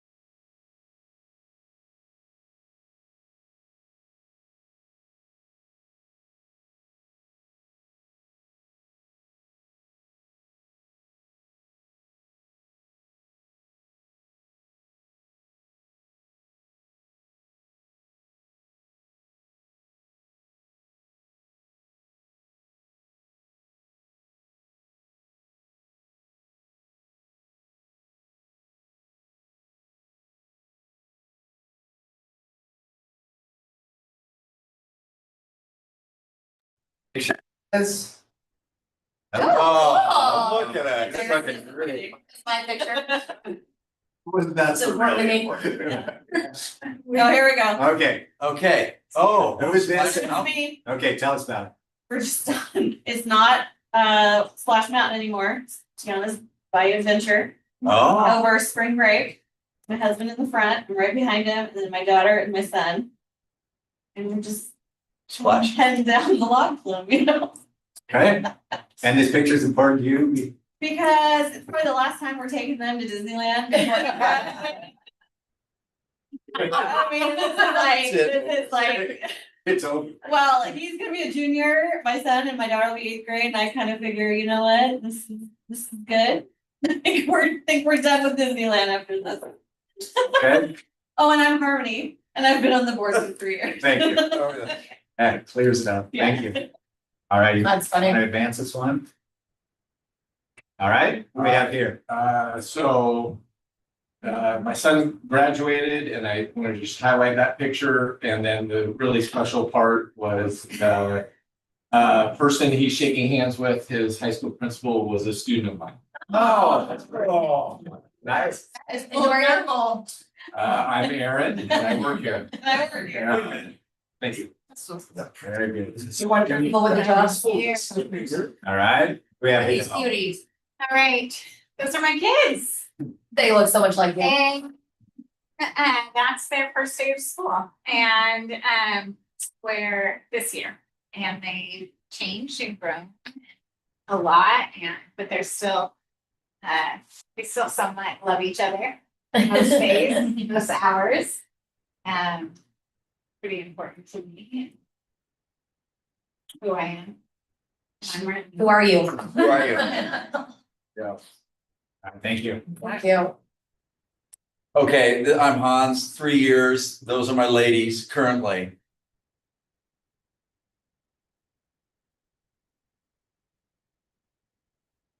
Please, man, I didn't make that up. I don't know so much. That's Shandy, Finley, and Isla. And the one in the middle is going to be senior and the other is going to be sophomore. So my charge here is to have them enjoy their time in school here at Sherwood and develop into strong, confident, capable. Thank you. That would be me and my son Parker, and that's us up at skiing, getting ready to jump into Blues Canyon. I think I chose this picture because I mean I love the hobby of skiing, but I think it's really about I love doing things with people I love, like whether it's my family or my friends. I like going on adventures and having shared experiences. And so I cherish all those times, those moments. It's fun. Thank you. That's me. I'm Addie. I've been here for 4 years. And I'm at Disneyland too. That's not funny. I had to go way back to find a family picture and I have an extra family member in there that's not mine, but we always have an extra family member somewhere. Yeah, I chose that picture just because my family is everything to me. If I could have added in my mom and my sister, I totally would have, but I definitely joined the board because I care a lot about our students and my kids and all of their shared experiences in this district. And so, yeah, they're the most important thing to me and I love to travel with them too. This is me. So every time I leave my phone unattended, I look in my camera roll and I have about 100 of one or two of these rascals. So that is my daughter Joey and Lydia, and they are kindergarten. And thank you. That's everybody? All right. Very good.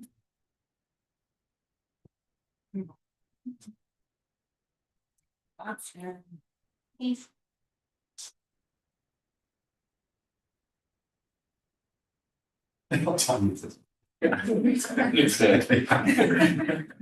Mike was trying to advance the slides with a red line. Yeah. They're amazing. They are. And they can do anything. I've been told it every time you. All right, very good. Okay, we are going to talk about doing some communication planning.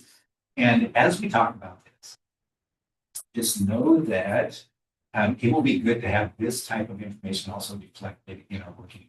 So as we come to let's also be thinking about good to place this in our working.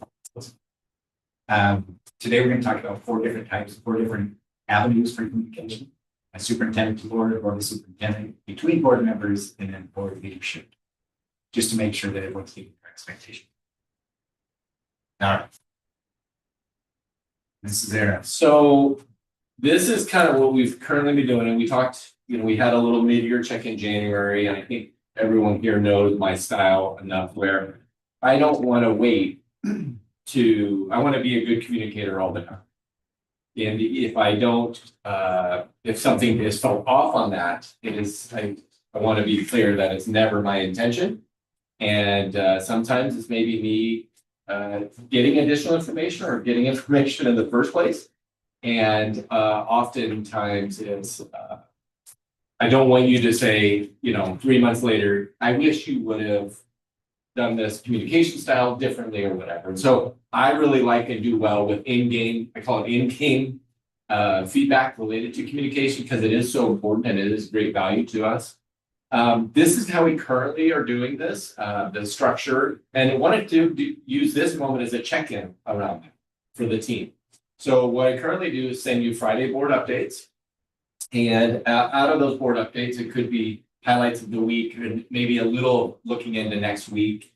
But it gives you a sense from what I'm hoping that you are looking for related to things that are maybe going on.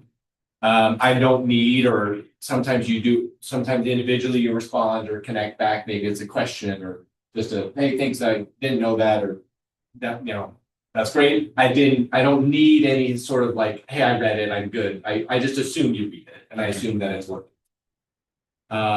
Then the next layer is interim updates as needed. So that could be we're working through something and I've reached out to you and give you an update or kind of a check-in.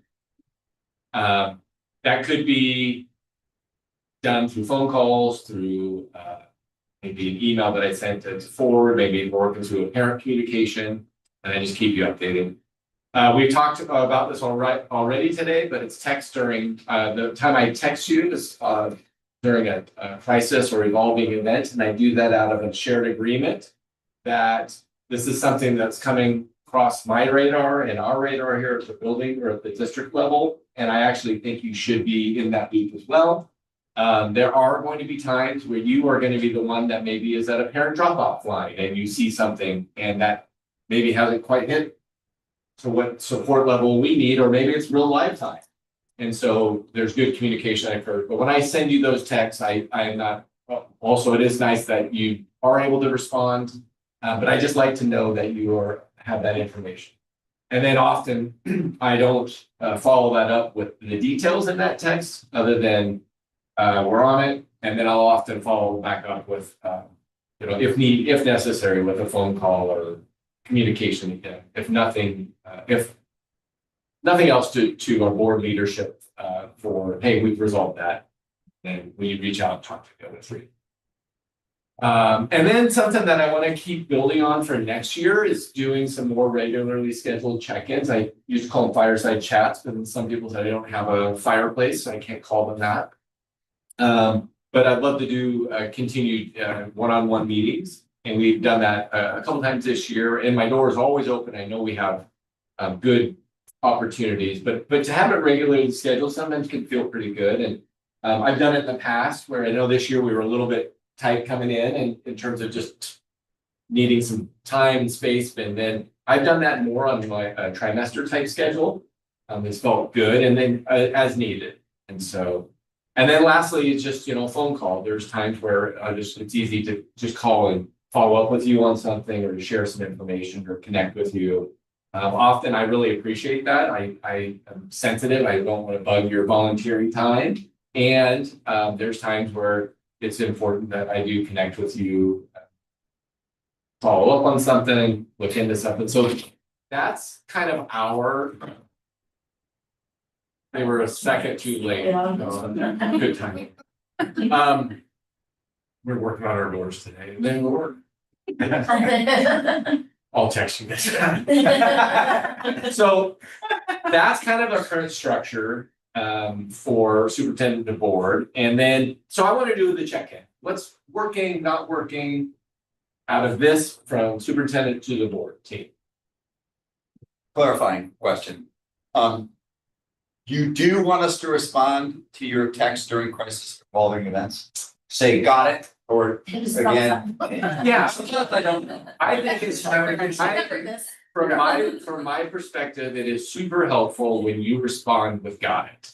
Okay. Like you're responding that I know that the 5 of you know about it. Okay, There are times where you could be somewhere hypothetical off the grid, right? We know you're not responding, but if I know the 4 of them got that, that's helpful. Because when it's come up out of that sometimes is I will call Harmony and say, Harmony, hey, you saw my text. You didn't hear back from Matt. Would you mind reaching out to Matt to make sure he knows about this? okay, It's limited, but I like to do that, so. okay. Not for the Friday. Friday? No, Friday, I assume you read it and spend all weekend on it. Okay, of course. Word by word. I expect it to be laminated at the next board meeting. Done. Here they are. All 4 of them. Are the Friday board I'm gonna spend just 30 seconds on that. Are the Friday board updates what you need or want? Like, is that what you're looking for? Like as a group? Yeah. I like to do, I know it's not to the board to set it, I like to take the extra effort of doing a little Google message on. Small things, like, I mean, just so they know who you are, I'll get to see your face. Sometimes see. Superintendent can be an abstract.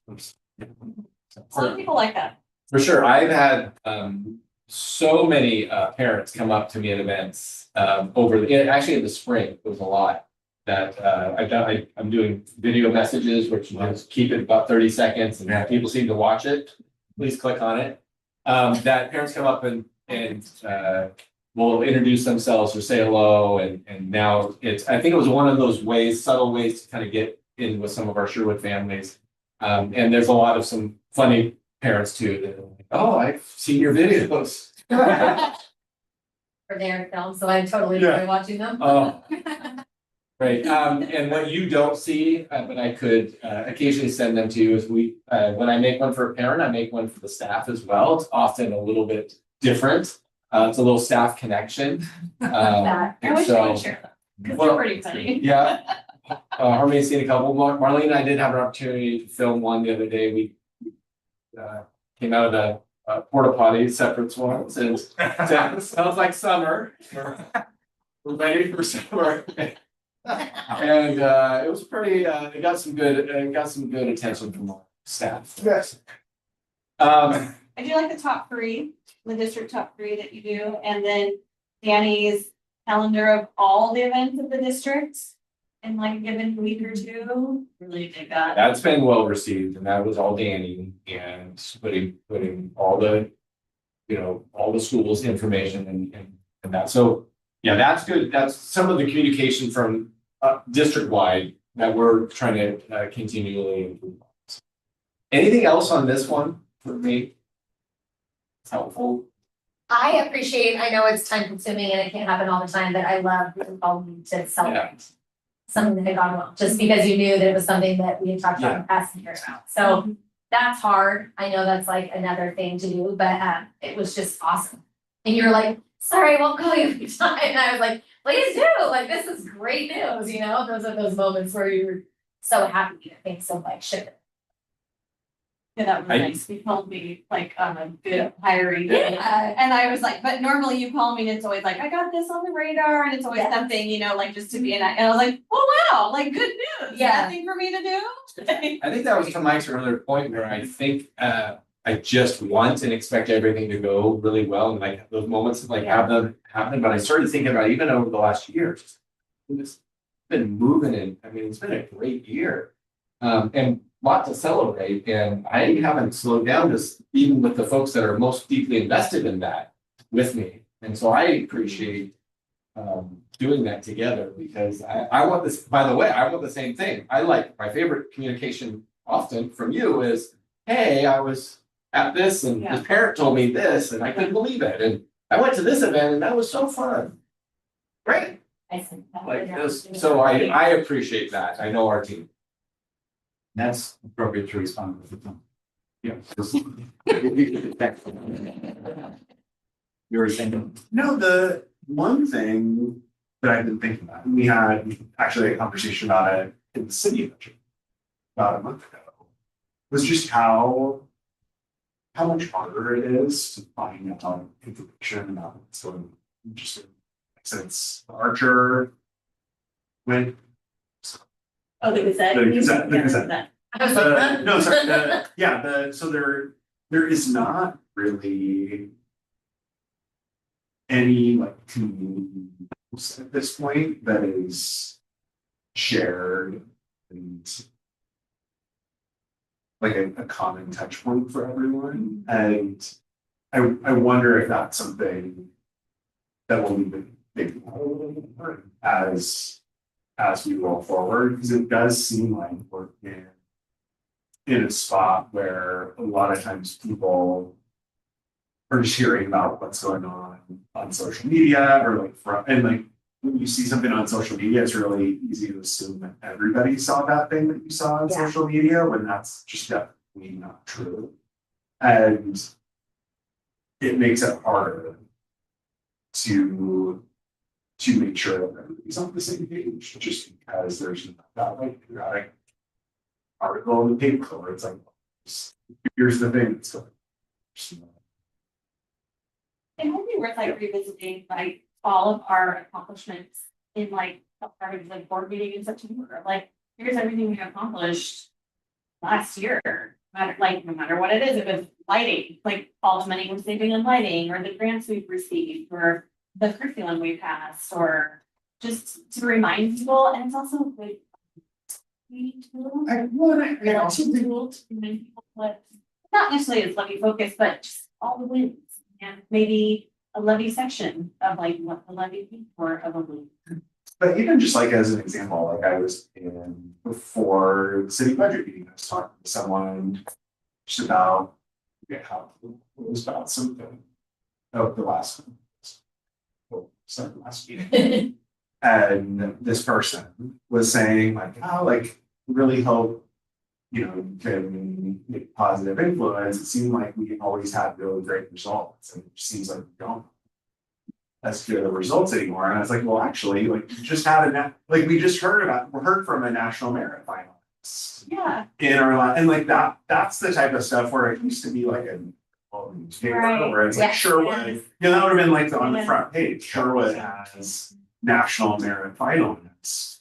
And there's no way to there is no kind of communication stuff. Well, we don't have like a communication person. Yeah. Now we're getting away from like superintendent, but I do think Sorry, no, but I do think that is a little bit, it's an issue for our district, because even when I ran into you like at Spring Fest, there was kids there because there happened to be a baseball game and a softball game, but elementary parents that I ran into were like, I didn't even know this was for elementary kids, and I was like, that's a lot of work that these high school kids put into this event, and somehow it feels like it got missed, the communication to elementary kids who they were targeting.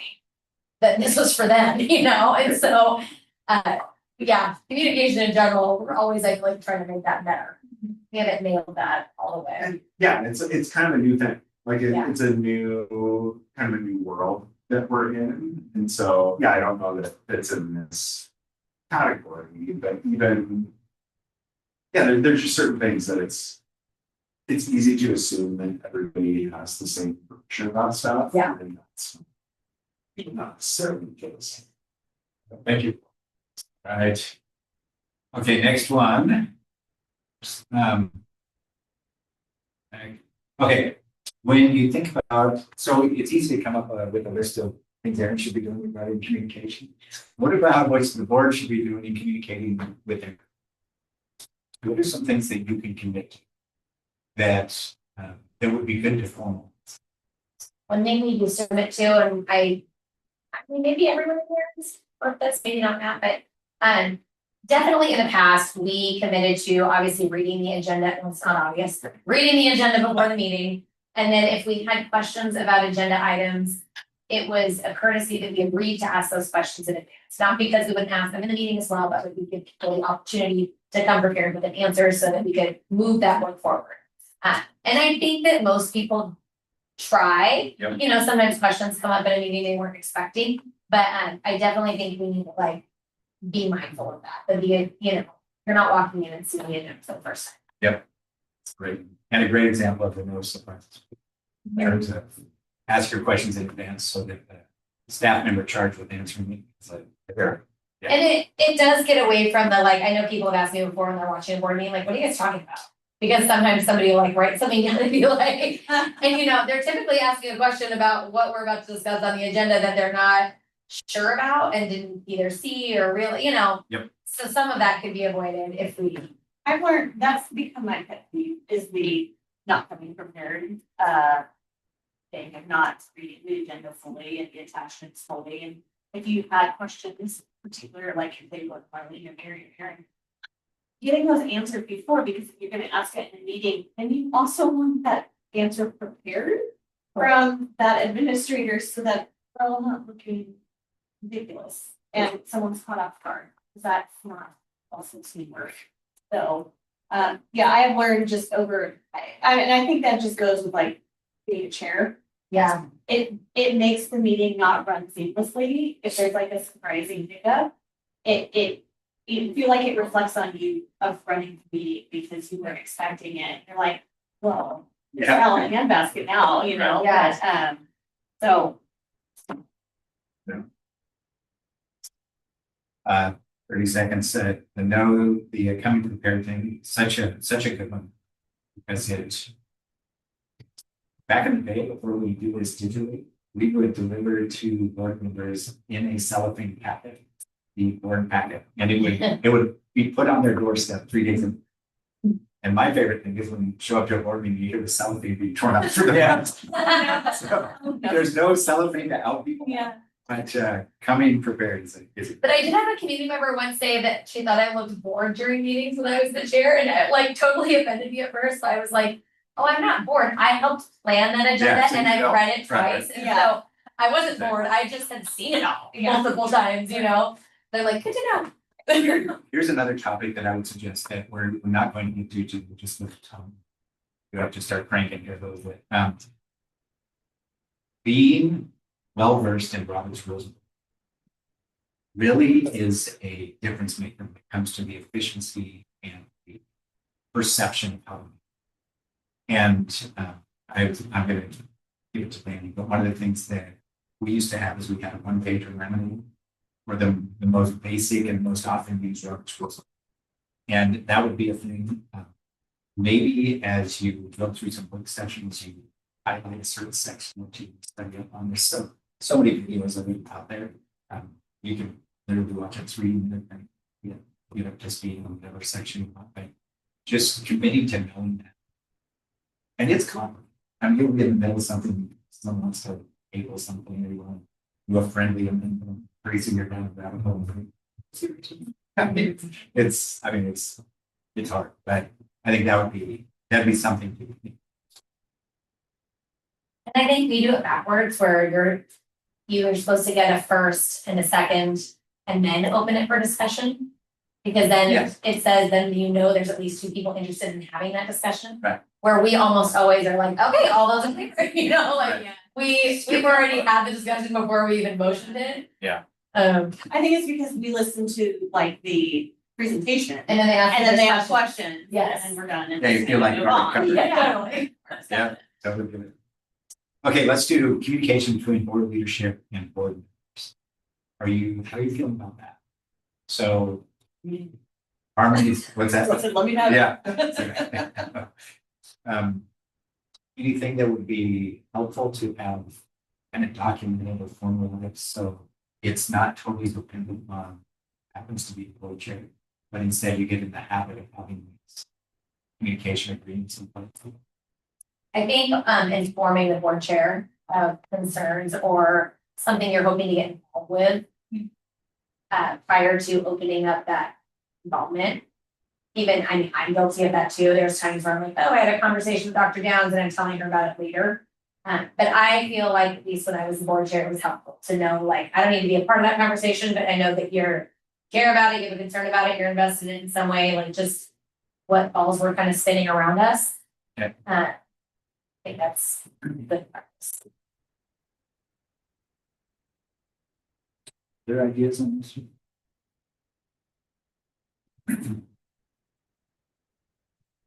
I mean, I think, both, I mean, last 2 years, we guys, well, I was always gonna be a little bit of, you know, information asymmetry that happens because you're thinking correctly with leadership and you. But I think it still works well, right? Yeah. Because there's always a tough one usually before each one. I think the whole no surprises thing goes both ways too, not just with like coming to a meeting, but I don't think any board chair, vice chair, anyone being on this side now, like a surprise from another board member is also quite offensive because if we all don't know, we're the group. I mean, and if we're not working together, then we're in a bit of trouble, I think. But if someone has an idea, like if you are passionate about something or you're talking, you want to go into a classroom or you want to talk to a certain group of students. I think we kind of determined last year, like if you're going to meet with a group of students, that you don't do that alone. Now, you know, you have a board member come with you or an administrator come with you to lay that groundwork so that there's no that way. Just making sure that like the group knows what the other members are doing when it's. And just kind of thinking hindsight of like, if this gets out after the fact, is that a bad thing or a good thing? Like, how will this be perceived? They don't know. Well, I think you've done a good job on the point of like, when there's something on the agenda, you're like, okay, this is maybe a little bit complicated, like, let's talk through it.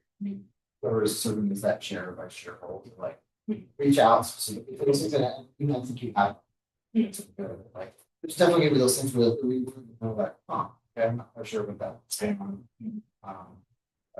Because obviously you'll see the agenda before, or whoever's the chair, you'll see the agenda before. So it's kind of heads up on like, potentially something, let's talk through it. But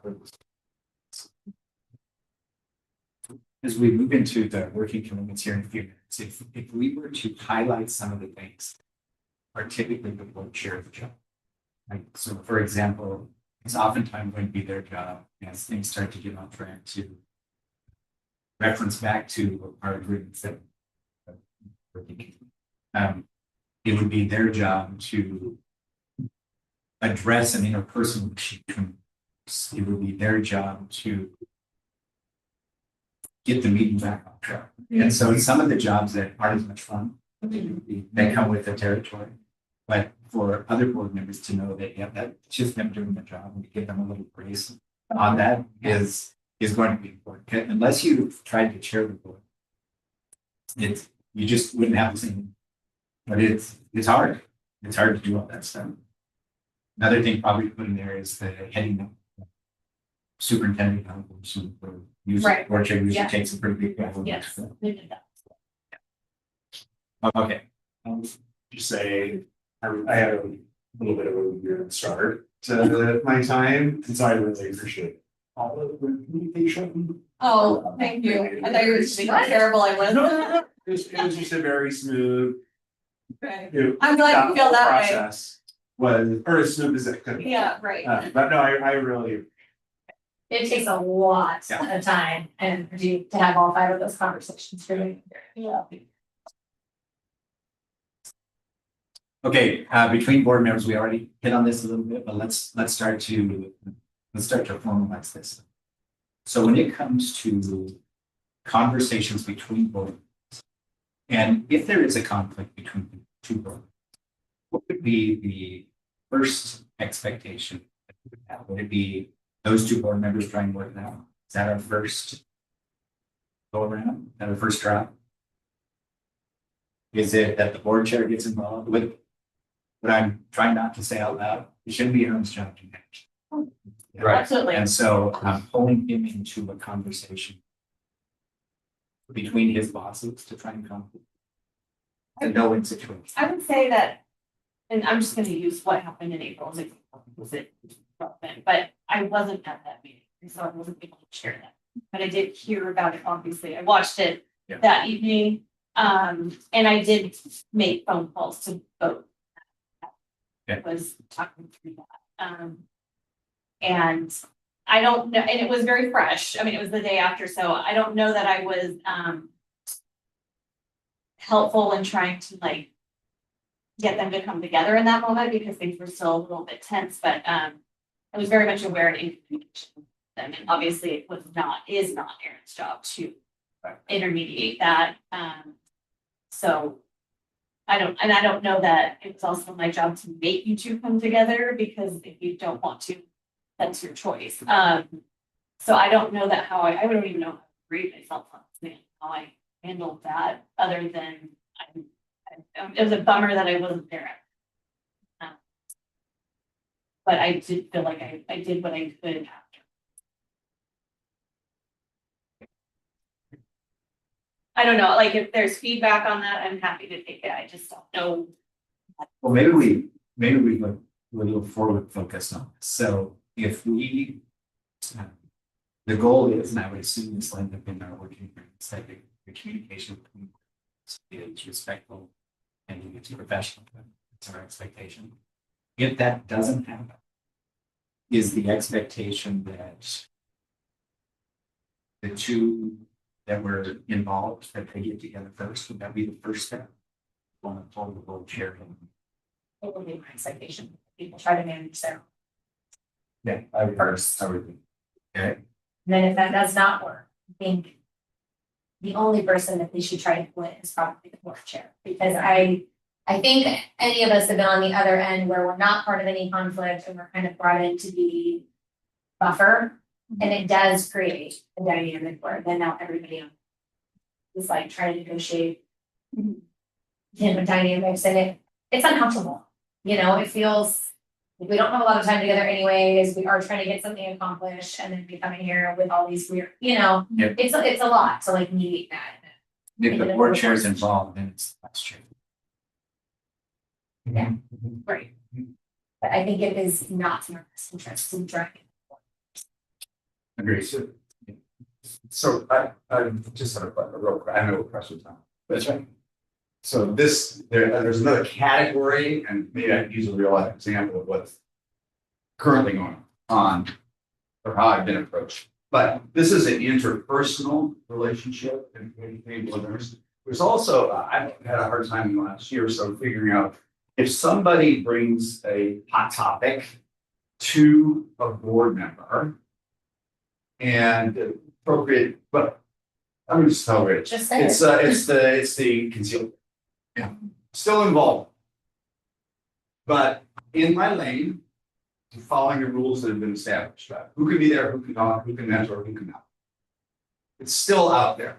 It's going to be coming up in the future. So this is not interpersonal. This is now a policy decision. So here's a board who I think is very different perspective on that. How do we approach not an interpersonal relationship, but now a policy recommendation that we as a board want to bring to the administration? Maybe I'm off topic, but and maybe it's for later. But it's gonna happen. We're gonna talk about agenda items here in a few minutes. Okay, so Save that. Maybe to split the difference from the two, when there is an issue that is that maybe we need to discuss. That's important. What is the, so there is something happening, community or something social, you're trying to think out. Generalize it. Yeah, like what is our mechanism for getting on the same page where it's like in the whole so the two but it's like there something happened and there would be an article about it in the newsroom and like that's a common touch for everybody to respond to, but in a time where people not it may be a really big deal to some people in Charlotte, and other people in Charlotte have no idea that it's even a topic of conversation. What are the ways for us to discuss those things kind of proactively? Like just start calling me a board member, and that's what.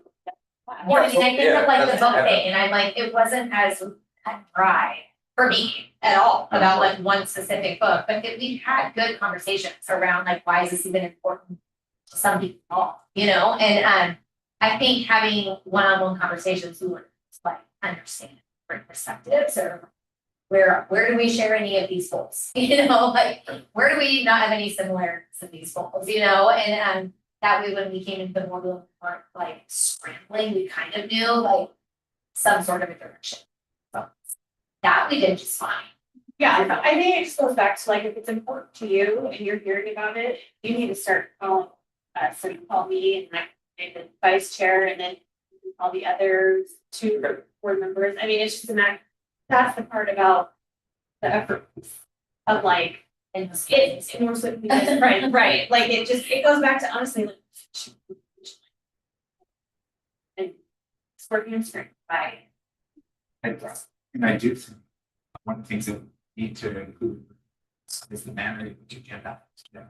Right, yes, Because right now your board policy. So let's talk about policy. I think we can adjust the policy. right. Yeah. All right, it's very helpful. All of that information that you shared, we will reflect that in communication solution, working agreements. I'm going to see through some things. Maybe stuff. Okay, we know that when it comes to say ask clarity, any clarity. It's not on the stuff with relationships with each other, but as we come up with leads and we have conversations about it, gives us kind of some parameters stuff like this. So keep this in mind. Okay. I think Hans brought this up last week. Totally. And I so this is the Hans side. So when you think about, so what if board member doesn't follow, what can you do?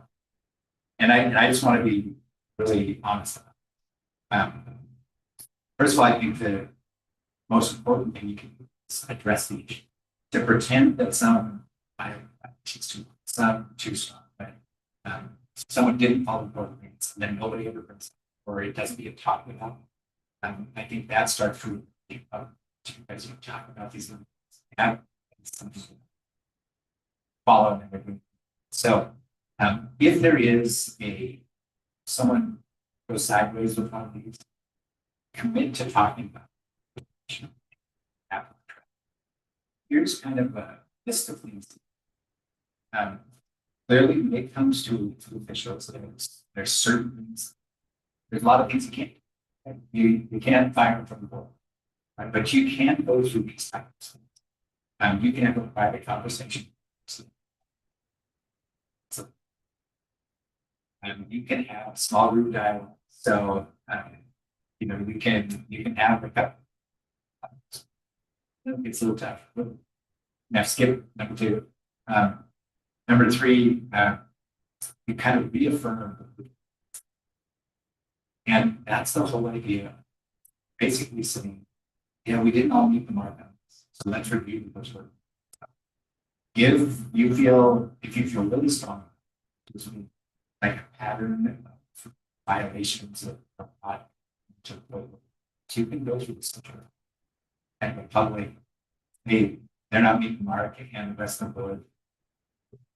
We don't appreciate that. And the final thing is the voters are going to decide, right? They're going to decide whether they want to keep the person on. They're going to decide if they want to engage. And these are the tools that are available to you. I don't know what else you would add to this list. Yeah, Mike, there are some things in the OSBA thing, I don't know if they're binding, but it says some very simple things like 4 months of non-participation board activities. Excuse. Excuse. Yeah. Right. Yeah, there's exceptions. Oh, you mean that would be a violation? Yeah. Sometimes. Yeah. And then Yeah. that means And a lot of people have those in Continue. policy. A lot of people have those. You guys 3 more. But you still can't, but to be clear, you still can't say you're off the board. Unless you have something for policy that will allow you to start. I think that's a But big that's- misconception though, right, in our community, like it's, at least on social media. Like, one thing can happen, whether it's fully true or not. If it's a little bit sideways, everyone's like, that person's out of here. Yeah. And I just read it and think like, I don't know. Like Yeah. what, like who's gonna pull, like, who's fired? You know what I mean? Like, it's just a funky, Well, the other business. I had you.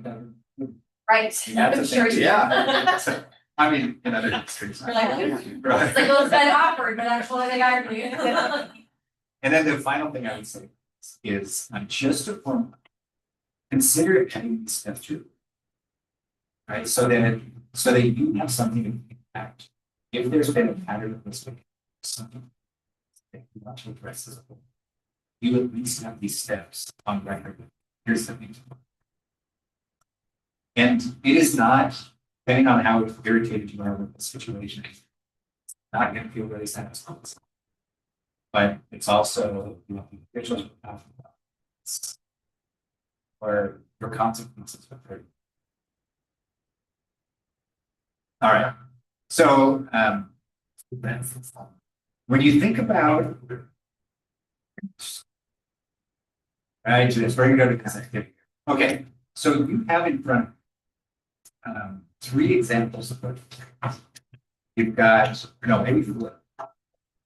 Yeah, you have your old one, you've got two examples from us. And then you've got another district example. And what I'm gonna ask you to do is, and we're gonna, this one, 20 to 15. I'm gonna ask you to get in part. And you can use chart paper, that's right, besides the ice cream. You'll have the opportunity to write on chart.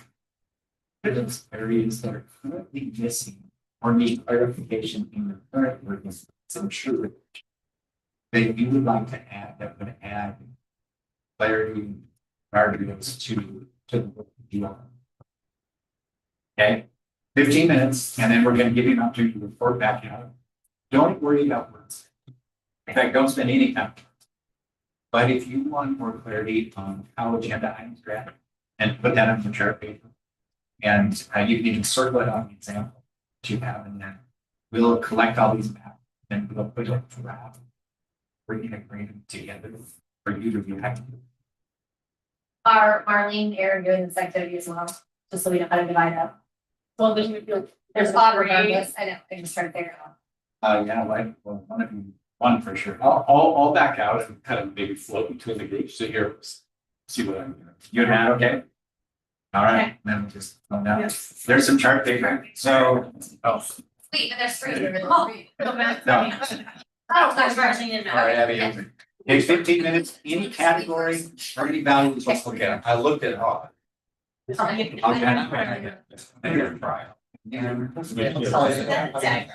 Last year. But these are all that they've Sure. had, They're just Sorry. pretty. and they're also very like basic.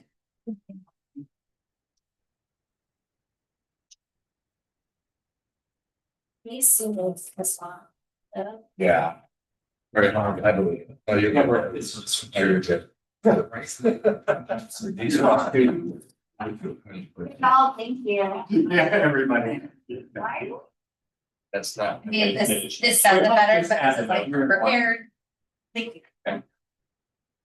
Surprises.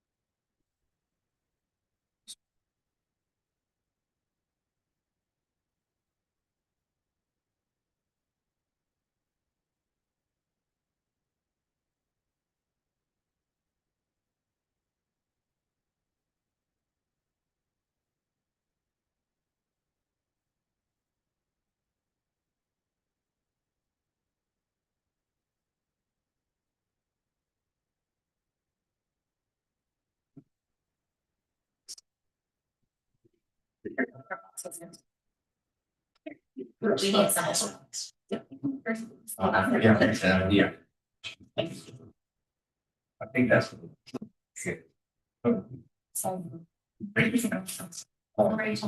Nobody, it's not one person, I did not allow anything.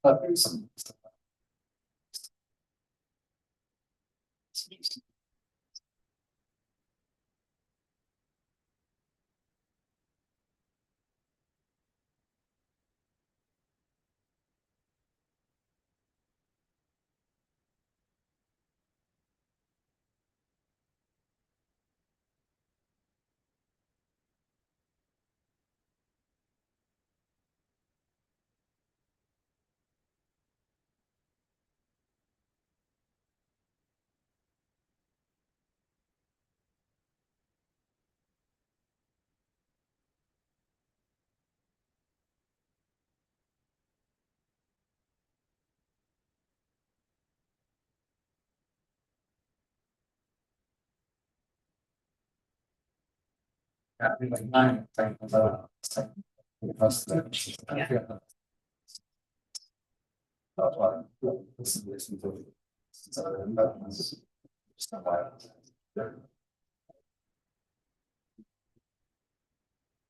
That's what was that?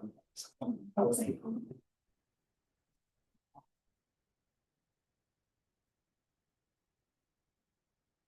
think that's there, but it's like.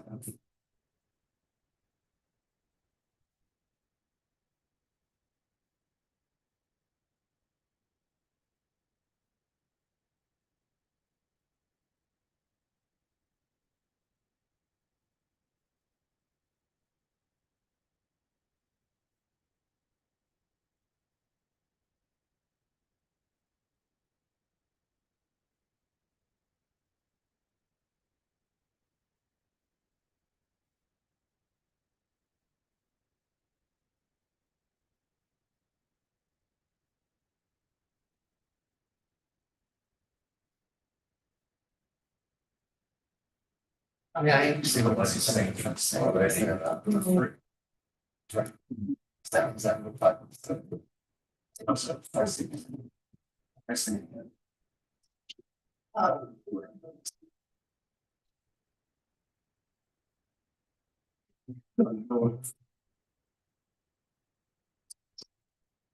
I.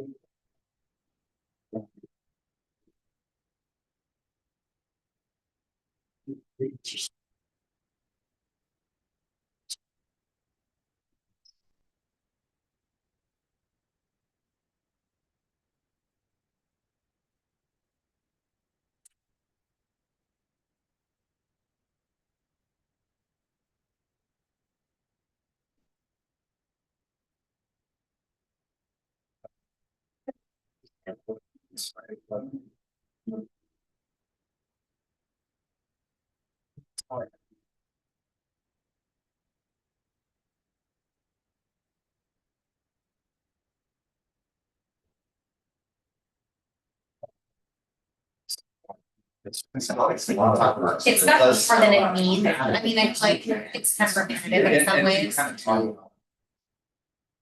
Areas.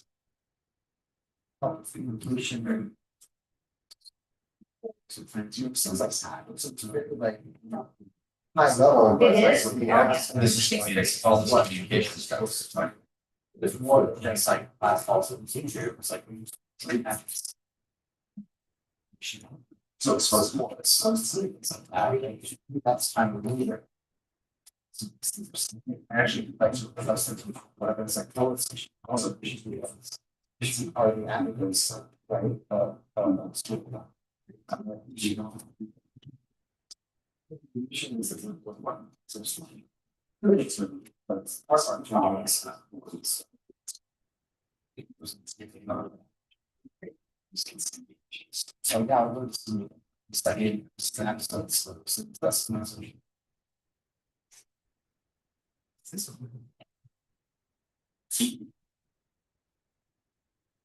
First, I'm gonna ask you. That's like.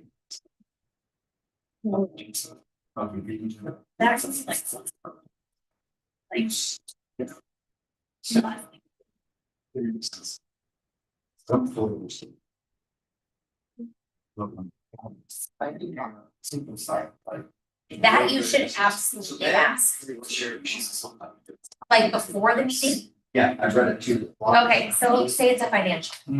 I think I would email probably Gary and CC. So that they can see, like, I have a question and I've already taken care of it. You know what I mean? Like, or if you're like, I don't really know who to ask, this is confusing, I would just call the board chair. And they can either say like, I'll ask that for you, or I think you should ask this. Yeah. That's what I thought. That makes- And there are questions that they come in a presentation. Right. And that's okay. It's just that if you're like, oh, I thought about this last week and I probably should have asked this. The goal is that they can get an answer. Sometimes like we're not very smart at getting the answer. Yeah, because very often. Yeah, but Gary is to know the answer. And he's good at saying that, but he likes to provide the answer. You know what I mean? And Jim used to be that way too. He used to like. And I remember initially I was like, is it because I get like. Yes. Oh, like we want it, but it wasn't really for that. It was just that like, they didn't wanna have to give you an answer. Well, let's come back to this, like, you don't have everything, so. Yeah. They wanted you still to be able to move the agenda. So. Like, you should either spend or ask them in the month in between. Yes. That time Second read is. to get your questions answered. By the time we come back for a second read, hopefully your questions have been answered. Well, that's just value. Yeah, unless something absolutely random has come up, someone has just brought something to you, but even that's like. Decided from, so, hey, this also. Okay, that makes all sense. You know what I mean? That's kind of the. Yeah, you gotta read. Yeah, I think that's. Yeah. You can go on. And certainly like. Yeah, I think that's good. Yes, You know, yes. like they will. Yes, a little bit hours. more. Okay, I just have. Like we can. Okay, should we go through what we looked at? I couldn't start. So it's like. So this I didn't write it out with, 'cause I feel like it's very like bland, vanilla, doesn't have a lot, Yeah. right? Move it outside. Like, I think the sentiment behind some of this is good, but I feel like almost every one of these is better suited in one of these other. Exactly. So I started the first one, no spring surprises, like I would Yeah. literally, where was that? That you like. So I mean, I would say, let's say I one, question, Yeah. Right. you know, just so like this could be. Or these, but yeah. Oh, yeah. Did you not really think much of this first document because you didn't start like making notes on it? Got about 4 I don't minutes. want to roll over you, that's why I want to. I mean, Yes, I like. again, one reason why you're like. Yeah. You do a good job with that. On the collaborative decision making process, that part was good. You read through it. 3, 4. Your mouth. I was gonna say, He's a teacher, like he can read all the writing. 4. Yeah. 6. 6, Yeah. I liked 9 and 11. Yes. I can show you.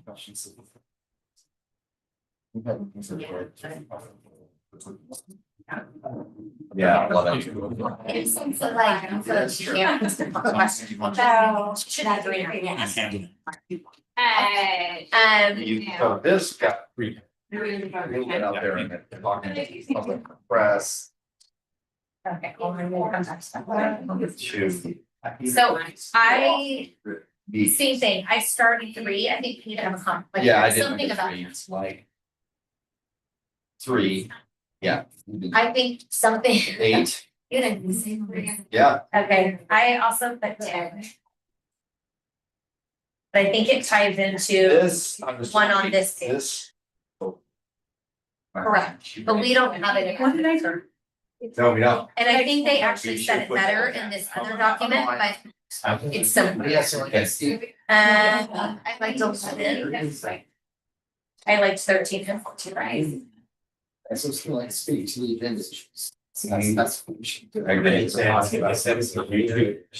Yeah. That and then so if you're missing out that or sure. So I just think that a majority of what's said in here is better said in one of these other documents. Like literally, I was like, number 10 from here says Yeah, better, you like.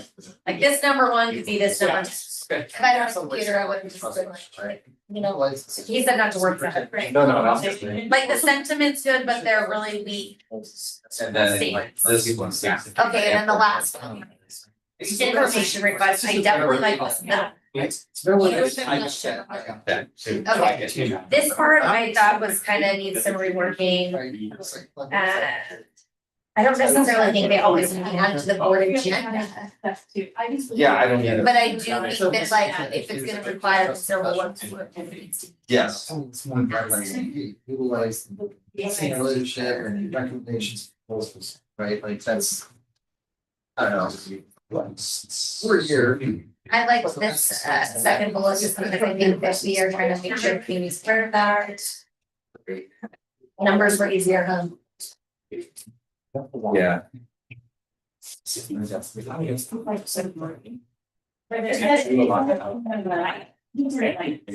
bullet. Yeah, second bullet. Okay. It's a percentage. Personnel issues, second bullet.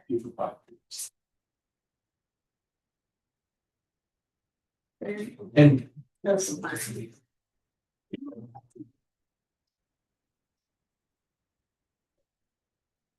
Thought for the speaking with one voice, that 3 and 4, something. Yeah. Huh? Yeah. Yeah, Okay. it was. So something up here I think could be complete. Okay. I don't think it needs to be multiple things. Yeah,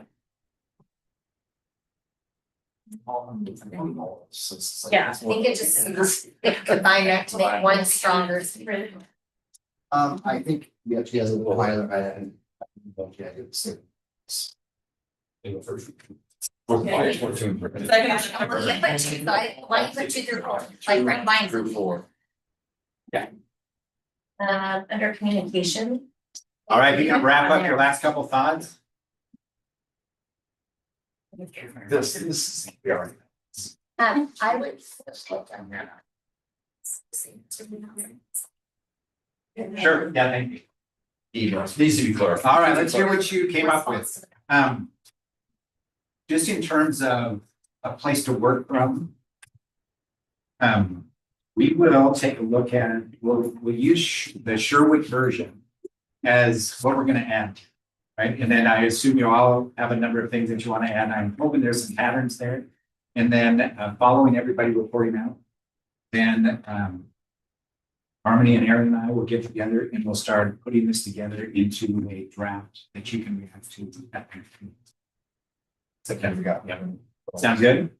Because you all did such a nice job of brainstorming, Danny and so she's got ice cream together. But we have to keep working while we're doing it. Keep working. Okay. Talking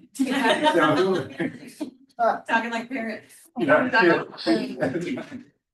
All right, Matt and Marlene, you want to go first and share with us what you had? Wow. And where's My, your cards over here? yeah. Oh, I go for one of that. Um, I go for one of that. Some of our highlights, if we can more general, is really like that we have more season of projects at the beginning. I actually just found it more, instead of using this kind of like more vague language, being like more precise on what does that actually mean, especially when we talk about operating things like that. Talk about like, you know, us as professionals, it's like, what does that actually mean? Like, you know, like people that you don't you know, you should be better, be more specific, so just kind of more of the guidance as more specific. Maybe put full numbers down to the live example slides. I was on the 113. Yeah, I don't know, so what's also We have on there, create, you guys agree? Yeah, create, reading about how to handle items that are handled. oh, yeah. Put some wording on here about like, and we really maybe never have that full discussion. I want to have some about office. Thanks. Okay. And I also see there, Oh, yeah, I think it was first we were talking about, I was looking at other operating board meetings for those meetings, so I was looking like. Some of those had like a very simple purpose that was like, you know, like usually it's the thing where we talk about like, hey, for being the board member, we need to advocate for the school district. You know, we're supposed to help communicate the vision, but so they did a much more like. You know, 1,000-foot level of like. Like a mission statement. Yeah, exactly. And I was like, you know, that makes sense to me, like, you know, what is what are we trying to do? Right, like, it's our job to make sure the school should be as best as possible, but you know, how do we do that as a board? It's like, well, we're an advocacy goal, communication goal, obviously we're gonna get into policy discussions and things like that, but it's more than that. So I thought some of the schools just had things like that, but like. so you like the more specific, it's a specific kind of. I like, the purpose. I like the more specific idea of what purpose is, so just as a. And then, you know, when you're dealing with like, what are, like, organizing it to like specifics of operations, how we do things, I think is better specific, yeah. Thank you. You are the spokesperson for the group. I can be, because Abby's got a popsicle. Okay. I know, all the time. Who's that? Oh, good. Blue is you guys. Matt, you want? So we had a couple of editorial, so 4 and 5 are have openness to ideas and change and ask thoughtful questions. So thinking about combining those, thinking about combining 4 and 5 or. That's 2 and 10, is preparing for meetings, no surprises, thinking about combining those. And that would give a little bit of room to add a couple of the new agreements. Number 1, requiring a 3/5 vote to pass a motion. Just making sure that when we are voting on something, that there's at least a majority of the board that is in support of that motion. Having a 2-person requirement to add item to the agenda to, you know, to make it clear to people that there has to be at least 2 board members in favor of something for it to make it to the agenda. Then from the OSDA materials, we thought about adding the chain of command agreement, just to make it really clear, that we all understand how we're gonna communicate things and through what mechanisms. And then adding an exemplifying governance agreement, where we're gonna try to be an example of how we would like governance to take place. Girl school district. And then the last thing was just thinking about moving number 7, considering the impact of actions and decisions on kids and staff from number 7 to. I think maybe. Sorry. Thank you. You're happy to jump in anytime. Take it away, Oz. Take it away. It's kind of hieroglyphics. So we kind of scratched this. Okay. Totally. And came up with using these two. And the example one, the things we liked about it, and a lot of overlap. 1, 3, 4, 6, 9, 11. Right, there's. Yeah, no surprises, chain of command. Collective decision making. We actually had a lot of overlap, and I think it's just that the sentiment a lot of most of these are just better said in pretty much every one of these other agreements. Okay. And so, I mean, for instance, like our question or our number 10 is better stated in example 1 as number 1. Like their wording is more concise. I think it speaks more clearly to the message that we mean behind a lot of these. So and we did have a lot of very similar things starred, which is great, means we kind of are on the same page with what we believe. One thing that we didn't have in any of these, we thought was important, annual conduct and self-assessment. No. Oh, that was our last one too. Okay, you guys have it too. Oh, sorry. Yeah, you guys picked it up. Mhm. I think we all picked that up. That is gonna be a thing when we get further. Couple things to go on the bottom, that's not like read it from here, but I would love to see us have something in there about how we're responding to incoming emails, not just in the sense that. I feel like most of the things that come in, people are really wanting a response from Dr. Nampkins because he has the answer to their question and we kind of don't most of the time. And then it's always been the way it's worked that the board chair has responded, but there's been questions from board members about like, well, then can I not respond because my opinion is different than the board chair's response. And so I do think we kind of need to have an agreement on what that looks like and how that looks, because it has felt funky in the last couple of years. I also think that would be really helpful for people who know, like just to know, like, hey, it is our policy that you're gonna hear from like. Every students or- single board Yeah, member. board members may want to reply to you, but they can't because of our. Well, and it's actually not that we can't, but I do think people ask that, like, I never get a response from such and such board member, and it's because they don't really understand that we kind of have a way. But it's always been unspoken, and I think, new people come in, other people go out, and so it does need to be like, I think it's spoken. It might be under like chain of command. Yeah, are people comfortable with the concept of? If it feels like a board member needs to respond, that the board chair responds, but they start their sentence with, I'm responding on behalf of. Yeah, and I think one of these gives that example, or it says if, I highlighted that, but it says if like another board member is going to respond, then their introduction needs to be blah, blah, blah, blah, so that the person reading understands that they're not necessarily responding on behalf of the entire. Because I don't know, we definitely don't all have the exact same opinions, and I think that's okay, but it does get a little like confusing to the community when they get like a very strong response from one board member and nothing from any, it like kind of needs to be stated. And I think like more factual replies that I've given, I think I let them send a reply to all of you. For saying, sure. Like, hey, I spoke to this and so, and this is what I said, just as a heads up. But that's more of just like a factual approach, it's not a. And it used to be an unspoken agreement that like if Matt responded, that you would CC Harmony your response to that the board person. chair. So that then they could see that you had that interaction. I don't think we have that like written anywhere, but not know if we want to or we don't want to, but we just kind of need to figure out what that's supposed to be. Okay, we'll take a crack at crafting Something like that. But is this for like one-offs, like if a community member writes me, not to leaders? I understand leaders goes to Harmon.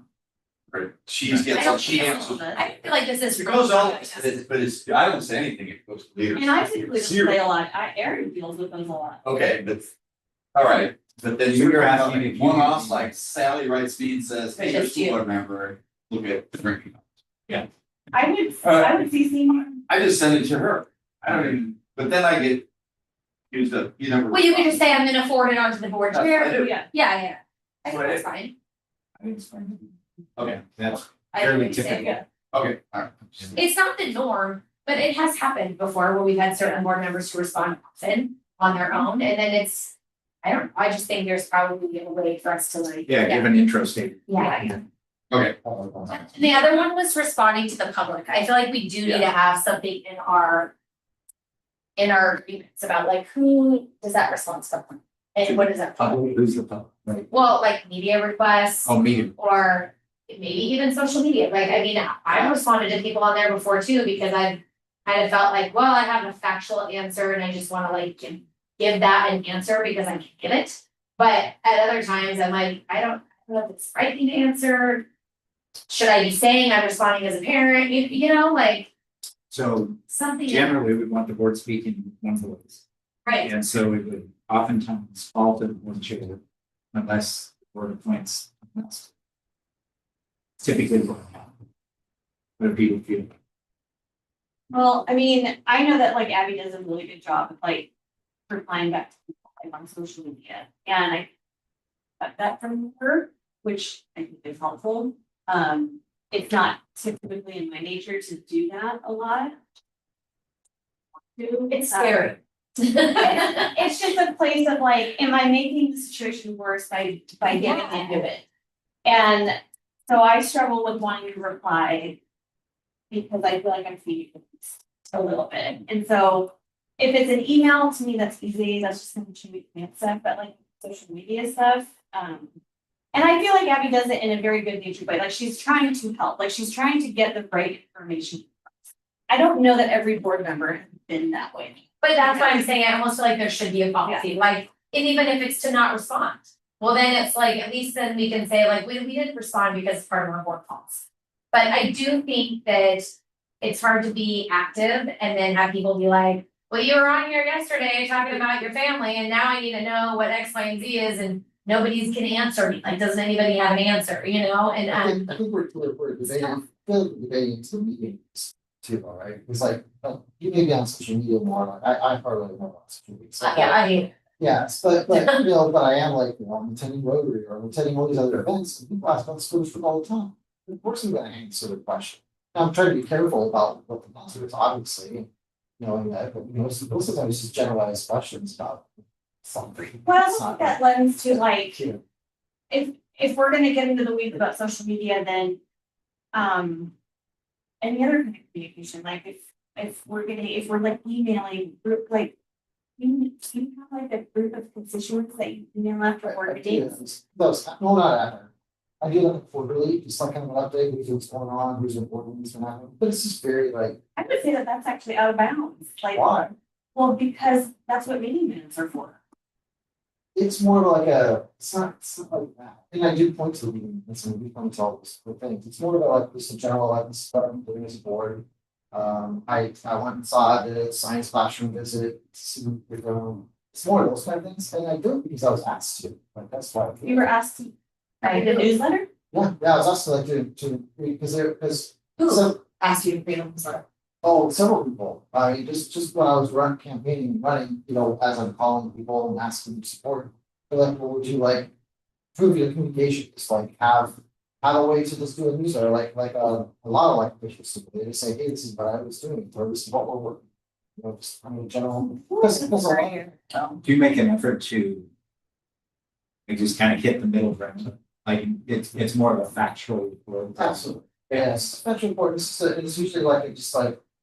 We got to go see this curriculum, we're gonna get curriculum, a lot of it's because like there's a lot of people like me that care about what's going on in school, but they're not funding in school, because they don't. Right, so just kind of curious what's going on. I think though, for me, the downside of that, and your intention may be good, I'm not saying your intention is bad. But in Sherwood, and maybe it's the same in other towns, we distinctly have many community pages, but two that kind of spar each other and are known for being like right-sided and left-sided. And whoever's on them is like, oh, this is the fair page, this is the good page, but like they tend to lean two directions, right? And your newsletter only ever gets talked about on the left-sided page. And those responses get, It's mostly minority, so I don't know how many people put social media. I see it all the time because people send it and then they wanna know like, hey, what's your response to this? That's where it gets so yucky for us. Well, I'm not even on that page because that page only allows people who have the same views in that same way to be on that page. And so I don't care, I don't need to be on any of the pages, it's just that I can't answer. And so even with this last election, people kept being like, why don't you speak for yourself? And I'm like, I I'd didn't- love to, but I can't, and it just gets messy. I didn't newsletter respond. I'm just saying, it does create that, it was the same thing about the book issue, like it creates this like independent space where conversation happens, but then there's nobody to give a neutral answer. I don't know, for me, it becomes problematic.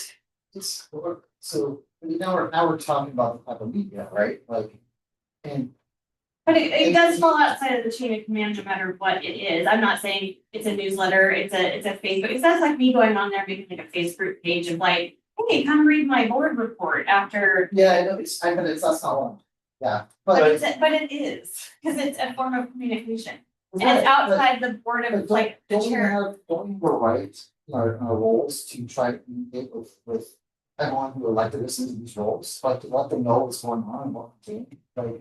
I think for people, that's. I think you do have a right, I just think that it's important for us to acknowledge that this is the fallout of that very often, and then, like, is that more beneficial that you've communicated back to people who don't have kids in the community or in the schools, what you're doing on the board, or is this really yucky conversation then that happens about the district? I mean, that is what happens, But I don't, I'm not engaging in like a social media back, but But- that's not. I don't know how to make it. But make sense. here's if I look at it a little like Harmony's looking at it. She reeled me in a few times for going outside the limits, and I appreciate it. But unfortunately, it's not you, Matt, it's not Abby, it's the climate people. So you're gonna get, if you put that out, it's left. And it's coming from the left, and it doesn't matter, so now the right is gonna speak up. So I'm just blaming it on that, not on you. And when I ran, I was an anarchist in 1 week on social media. Sure. And I was carrying the flag with my shotguns the next week. It was all over the place. So that's just where we live. So maybe it's smart to say, I tend to agree with Harmony, it's maybe unfortunate. You might have to reel it in. I think it just feeds the narrative that we're not going to get viable board candidates in the future when we have Yeah. people going outside the chain of command, because if we're gonna say that the board chair is responsible for communication, and then we have these like side ways of communication outside of a board meeting, because you can certainly give a board report with everything you're saying in your newsletter and give it actually in the board meeting. Right. So there is no need for a newsletter that really does go to one particular group. Because it does create fallout for this body here. Whether we like it or I'm not. surprised it does, I mean, I think it does. I can, I'll share it all, very good time. My recommendation is that you stop, truly, because it is an opportunity for people to take your words, twist them, and then create an worthy atmosphere for this board. I think one thing that I think has changed in the last couple of years is that civic communication went from being something that was pretty open, and generally it's like everybody could like pull up the newspaper article or like even like the comments to the newspaper article, and it was all publicly accessible, to being things that are just like either not public or not like algorithmically public, where not everybody is seeing the exact same thing. And I don't know what the solution is, but I guess going back to like things that were surprising. When you joined the board, like when I was running for school board, I was really, so apparently like we used to have a town newspaper and now apparently we're rolled up into like a larger umbrella newspaper. And I was really surprised, there was not a single article. Anything that, they were shot to me, they were about anything that happened the entire time. So from the community's perspective, there's really not, so there isn't that common communication. So when there are things that are not being commonly communicated, I think that can really quickly take on or seem like something that it's not. And I think it's not just us, it's the city. I get there, this to use an example, the city and the loan from the water funds to build the bridge. Like there's Well, I think it's communication similar to like our conversation about your conversations with like the Democratic Party. Like it's not against the law for you to have those conversations. It's strange to me because I'm not having conversations with other political people. No one's ever reached out to me with any interest in the city of Sherwood, including Courtney Neuron. But you were talking about how you're involved in all these conversations, and I just thought that is so weird to me. Like, why would you not bring then that information back to the board openly, share with us what you're so passionate about, because we've never heard about a single one of those things, and have that conversation. And you did mention me on the phone, you were like, well, Hans does the same thing. And I told Hans, I was like, if you're doing the same thing, just know, please come back to us and have that conversation. It's weird. So I mean, it kind of comes back to that trust thing. We five, well, us 10, but we five are working together to support the Sherwood students. There shouldn't be those kind of conversations that we honestly can't have about that, even if we don't agree on Yeah, that. I'm going to be clear, like, because I feel it's off rails a little bit as far as that. Yes, I am involved with my local Democrats, et cetera, but you have to realize the reason for that is push back on what happened 4 years ago on school boards, right? And that push on that from, let's just call it for what it is, right, from the right to overly criticize school boards, that would have never happened, right? There'd be no reason to. I would love to live in a world where school boards are not being politicized. That'd be great, right? That is the world I want to live in. I don't want to have that. I don't want these big agendas coming from outside to that. But also realize that, like, when you're talking about the Democratic Party, we're talking about also people who live here in Sherwood, right? It's not like I'm going to like the state. But legitimately, none of those people have ever come to a board meeting, have ever reached out to a single, That's not true. again, we're not gonna litigate this, and but let me I try- do feel like we need to have an agreement about it. So here's the thought. There's certain things that we can have agreements on. But if someone chooses to still do that, there's not, you said it's not allowed to do it.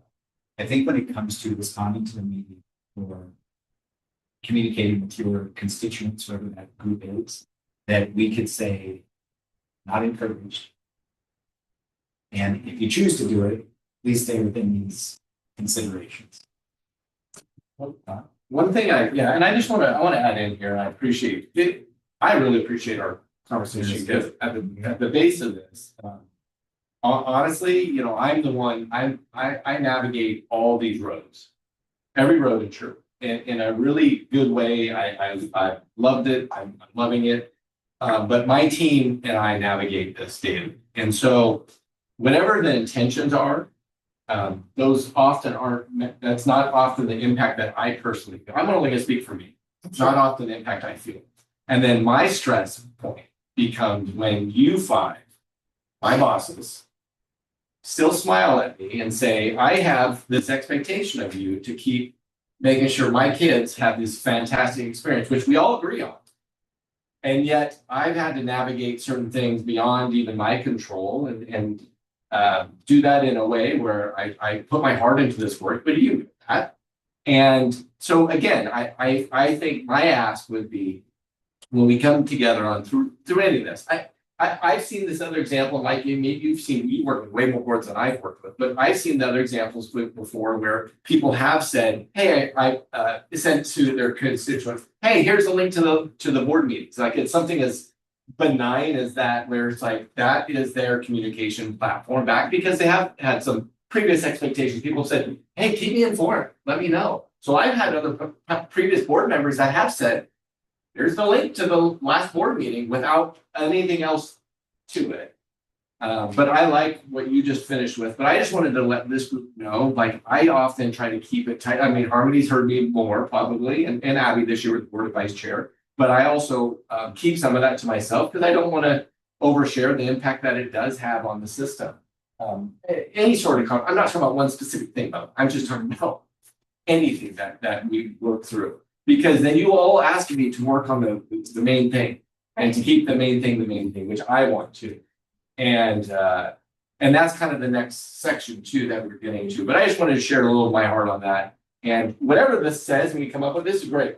These are good offering, like we need this. And I love the specificity and I love thinking, I love this is super helpful. Because I've been feeling like I've lived a year with, I mean, I tried to come in and we said, hey, we need kind of a break, time out, exhale, and let's just kind of make it. But I was like, where are operating agreements for all of us? You know, and so I'm super excited to like this. I think this is the right group to do this. I just want to expand on that just for a second and say, I get passionate about this topic and I don't mean to sound like I'm coming at you. I would say this to anybody in this room about operating outside the norms and the guidelines that we're setting. It is so important to create a space for a board that can actually get work done. And we're at like the precipice of finally being able to do that after 3 years and get real work done. And I'm also very protective of keeping a very good secret because I don't like the 3-year average number. That devastates me. I don't like that 7 years ago, 121 new superintendents out of 197 districts in the state. That's a horrible turnover rate. So my goal is to keep Dr. Jones here. My goal is to create a space this community sees us working together. So if we can help it and take some ownership about what we're doing and see fixes and like getting rid of a newsletter or whatever the case is, let's do it. Let's do it. I am fully on board with that. I'm fine. I get really just full transparency. I have no intention of these are whatsoever. I'm happy to forward them to all of these people who don't know what they are. It really is just I'm trying to be transparent so people know that, hey, I'm on the board, this is what I'm doing, this is what's happening. And I'm trying to stay away from any other kind of social media conversations whatsoever. The only time I ever know what's going on is because somebody like something's reaching out, some crazy things happen, right? Even then I don't respond. So it's one of these things where I feel like we're talking about different media, how we respond, right? So we've had board members in the past that were very, very active. And using that. But let's move on, right? Exactly. And Let's so move on. I'm saying I'm happy to not do that. If it's becoming problematic, I will always stop doing it. That's not a problem. I think that'd be very beneficial. I'll just send one formal one, say, hey, I'm not gonna do this. Or just do it. But yeah, I'm happy. Thank you. I apologize if that's I awesome. Actually, I think it might have been causing some issues that maybe you just weren't aware about, and I think it's just a practice that we all know where we stand, and there isn't anything on that. Thank you. Okay, next steps on this. Yeah, next steps on this one, let's, Erin, Harmony and I will take a crack at putting together these working groups. If you have any notes that you wrote on, you could send that out our way. We've also got the poster paper, so we'll use that. And we'll put together a program. Okay, we've got 2 more things. Gonna be quick. Sorry. This actually, if we don't get to one of them, that's fine. It's been really important to talk about. That's a great thing for us to move. Okay, the next thing we're going to work on is this whole idea of board superintendent team goals. There is this concept out there that I've been encouraging people to do. Board, don't have your own set of goals. Superintendent, don't have your own set of goals. Have shared goals that you work on together. And the idea there is that you would identify a goal that is common, that's going to benefit the district. And then you identify the action steps that the board would take, the action steps that the superintendent and your team would take. And then together you create this, this synergy and this efficiency as you work towards 3 goals that have been identified. I'm gonna turn it over to Aaron here, because he and Harmony have done some work on this. So, if you pull, we brought you a draft, so just grab the draft, there's nothing, up there that I really want you to. Yeah, the highlights are good. The heart behind this is what I just shared, with the shared success for our team is, Matt. yeah, he likes it. You don't need any. Thank you. The shared success of our team is these shared goals. And so this is again something that I wanted this year, where I felt like if we had some shared goals together, we could kind of do some awesome work and be invested. And then there's been a lot of good conversations of like, well, where do I plug in, or how does that work for me? What does this mean in my role? And I wanted just to let you know where I want us to lean in. So I created a draft. And again, there's no goals and no wordsmithing that is gonna be perfect. But if the three parts of the draft are, the first is the one that I have heard from the team loud and clear, where it's our board superintendent team effectiveness. Like that's got to be a shared goal. And I think the way I threw out kind of a draft of how we're going to analyze that, because I think I've heard that a little bit. And I just said, I was wondering if at the end of trimesters, we check in and we can maybe use OSBA's template, where it's like what I use on my evaluation. Hey, how are things going? Right? We'll use a template. We'll check in about how it's going for us. And basically saying maintain clear communication, shared expectations, consistent collaboration. We revisit our working agreements. Are they working? Are they not? So again, we're not waiting a full year. If after the first trimester, Hans, you go, hey, I still don't understand this, that, great, let's talk about that. Let's adjust that. So that's one, the board superintendent team effectiveness. Two, something else that we are deeply in the middle of and just honestly need to get in on is thinking about ice cream. So, Well, she was like, I away. I know. There's sort of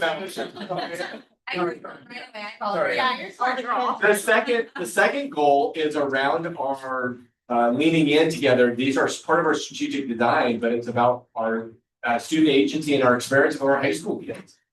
Like when we say focus, keep in mind, we're still talking the rest of we're still talking about everything else. Like we're still working on everything else. But I think we have to at some point focus a little. So I kind of landed on this. How do we think about student agency through high school learning? And what we were thinking of for our team is like for the board, maybe it's the board. I do want, Abby, you mentioned about the getting into classrooms. I do want more learning walks with us this year.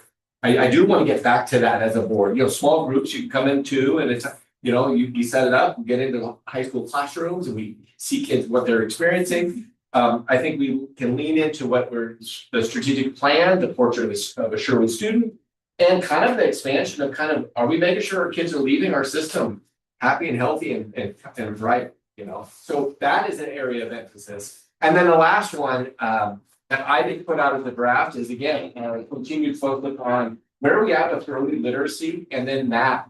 To be honest, we spent a lot of time over the last several years talking about literacy. We should. But I really, really do think it's important that we actually start having this mathematic conversation and focus back. So this year, I felt like we could really do a good job as a team to put some more emphasis back on that. Maybe you could join us for something related to an implementation of a curriculum that we're working with. Maybe it's through learning walks with our elementary schools. It's attending a literacy night for parents, helping us with some math events or whatever. So there's different ways that you as a board member can plug in and you may have way better ideas about what that looks like for you on that. And then I would bring back to you things that our team is going to work on and that I'm going to work on. So it's a little bit I do, you do, we do. And checkpoints on these. Like I'm envisioning versions of the goals that we have as a shared group being brought up at like virtually every meeting, right? It's like, oh, this topic, Millie is sharing about the implementation of this, and it's related to goal number 3. Like that just feels really good to me. So again, for me, it's a little bit less of like I don't want to wordsmith a ton. And if you feel like there's a huge goal that's like not on this, that's great. I wanna know and hear that, but I just wanted to throw the draft today. We're gonna have the summertime to think and work through it, and we'll come back with, again, a better version of this. And so let Harmony and I know if there's something big that's missing, but I just wanted to throw these out as a starting. So the questions or comments? My only comment right off the bat would be for both three. I understand the focus on the early portion. But I do feel like one thing I've repeatedly heard is the struggle with math at our high school level. And so I would love to see that goal extend on to our higher level students as well. Just to make sure that we're wrapping around to some of these kids who didn't get to benefit from maybe not being our early goal. Algebra readiness. For anything. The what? Algebra readiness. Oh, Yeah. It's like his advisors in high school, just credit, you'll bet you get something on for one level. And one, it's not ready for it yet, and that's been decades, and decades. we don't have any labs or. What we're measuring with this goal is eighth grade math. That's what's in the strategic plan, our metrics, so we're looking to see, you know, right, and we thought like, those are like eating skills, right? If you don't have that grade, or if it's really really hard, cut out at higher level math, certainly not much, really, but yeah. Calculus or even statistics. So we are, the metric is the eighth grade. I think it does go back to goal 2 as well, because it is targeted at the high school and we do identify evidence-based grading practices, which could definitely tie into that eighth grade readiness to ninth Yes. grade, and then the math teachers reading their rubrics and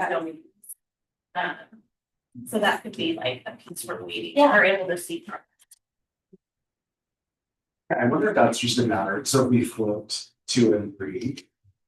And then we kind of can show like, oh, we're looking at a like kind of full stack.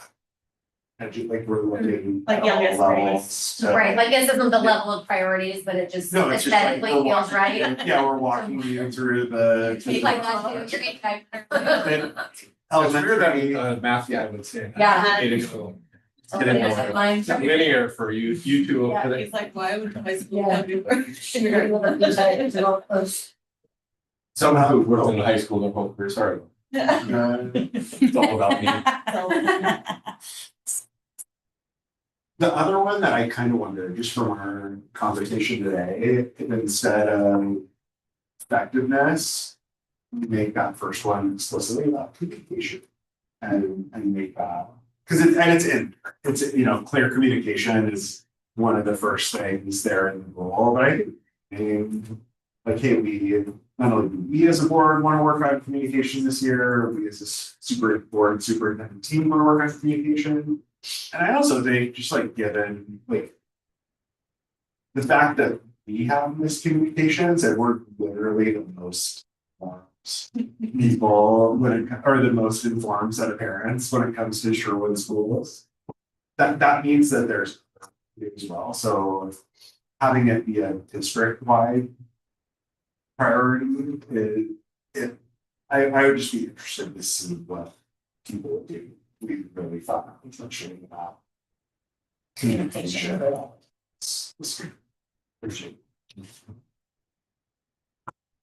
Okay, just to move us forward here. Next steps would be for you to take some more time considering the 3 points that we went through, and thank you for the suggestions that we put there. At the next work session. And Aaron and Harmony can bring us to do a little brainstorming on what exactly we can do to help be assistance in and what would their activities be, not things that you're gonna sign in to, but things that you as a group. Because Aaron's just gonna sign. That's that. But you know. Work session. So we'll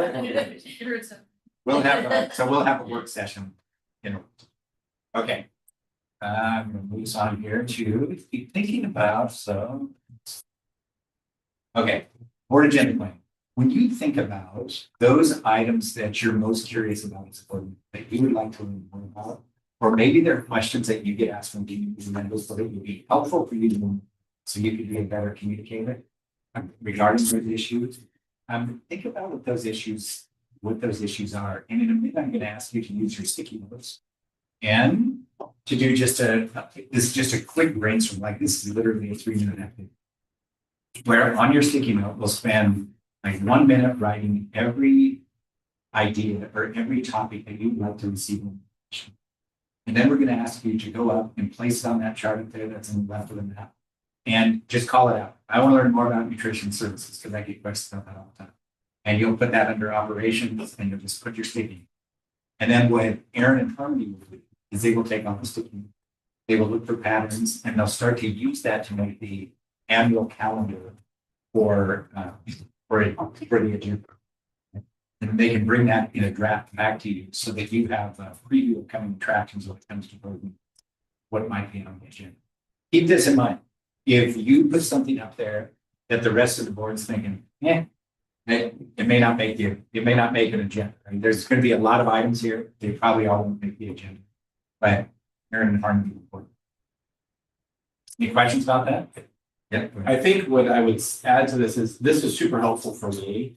As we think about summertime planning and kind of gearing up for the school year and for boards.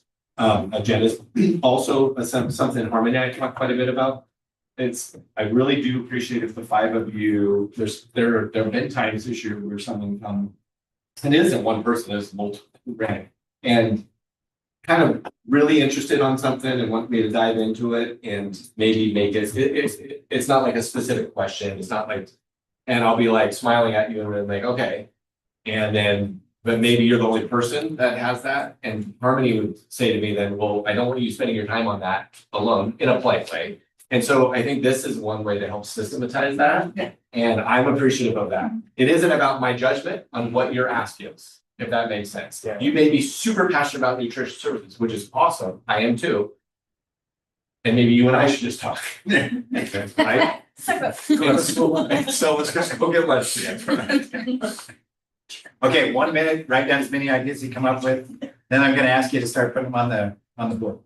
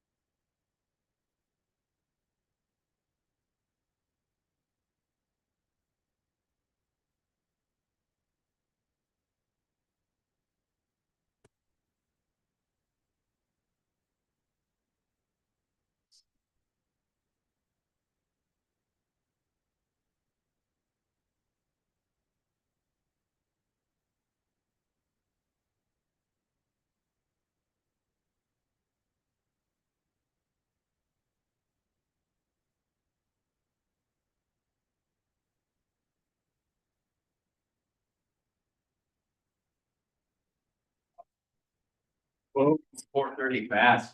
Oh, no, it's not 4:30 yet. No, only 4:27. No. One more thing to write under, say one sticky note for this.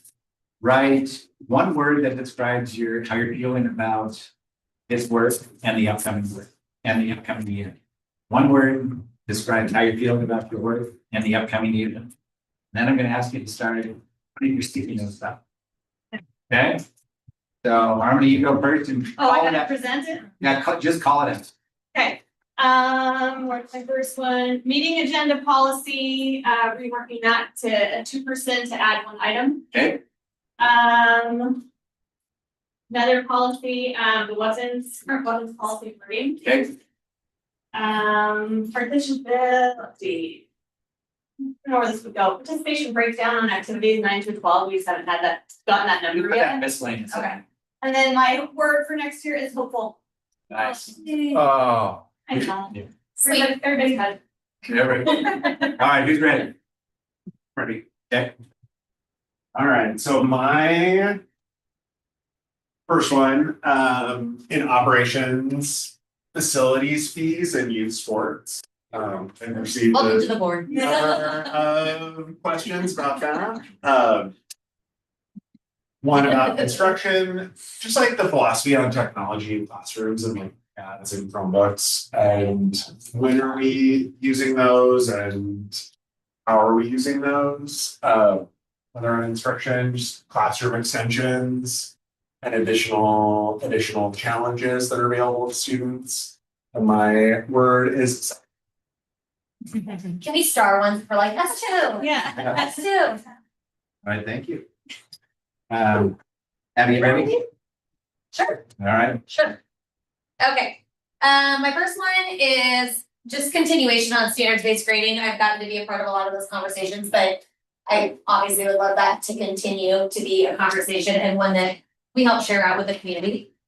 This one, I don't know if I described it very well, but I'd like to be more informed about the work that we're doing with students and counselors at the high school level to help prepare them for what they're gonna be doing next. I feel like I get a lot of feedback that that's hard for kids to understand, hard to get in touch with people, hard to, I don't like that. Like, I'd like to know that we're engaging with those kids. I don't know if that's instruction or like miscellaneous.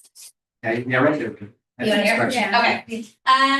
And then I would say the other one, not just related to math, but at high school level, like, and kind of middle school, but more high school, like, how do kids get additional help when they're just not getting the help they need? I constantly do get parents asking me for that, and I don't really know a good answer for that. Okay.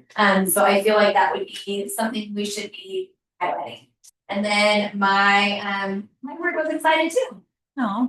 Okay. I almost put it in there, really, but. Cause that time. See longer. Go on. Oh, am I? Oh, Yeah. God, I got too many. Okay, Okay, some of them are the same. that's good.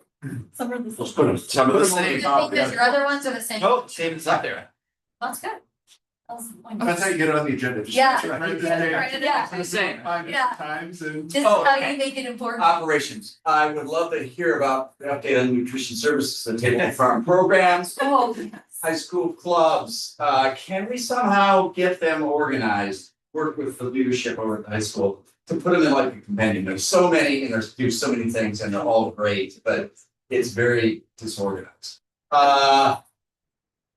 Do we have capacity and how is targeted intervention going in early reading and math?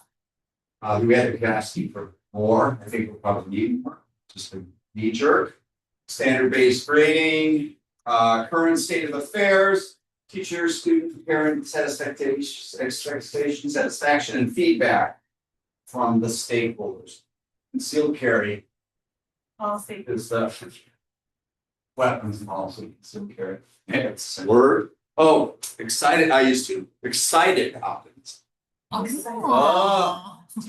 Not. Well, I'm gonna say, yeah, It's like a deep. Larry. Scare me. Gotta be difficult. Yeah, so I don't think I'm bringing anything new to the table here, but these are the things that people bring up all the time, so, like standard-based grading, standard-based assessment, SDA, better understanding about like that, communication with that, obviously I need some education on it too, because that's instruction probably. Right? Yeah. Good. People get, somebody mentioned electronics in the classroom, phones, et cetera, get asked about that all the time, how they're being used, what's being allowed, I need some, because that's operation for instructional based stuff. We've had some big changes in both math and science, and we're talking about credits and how those maps and stuff work, and I had questions about it, and I'm not sure I'm answering those questions correctly. So I'm trying to look very careful, but probably need some education on that, information on that.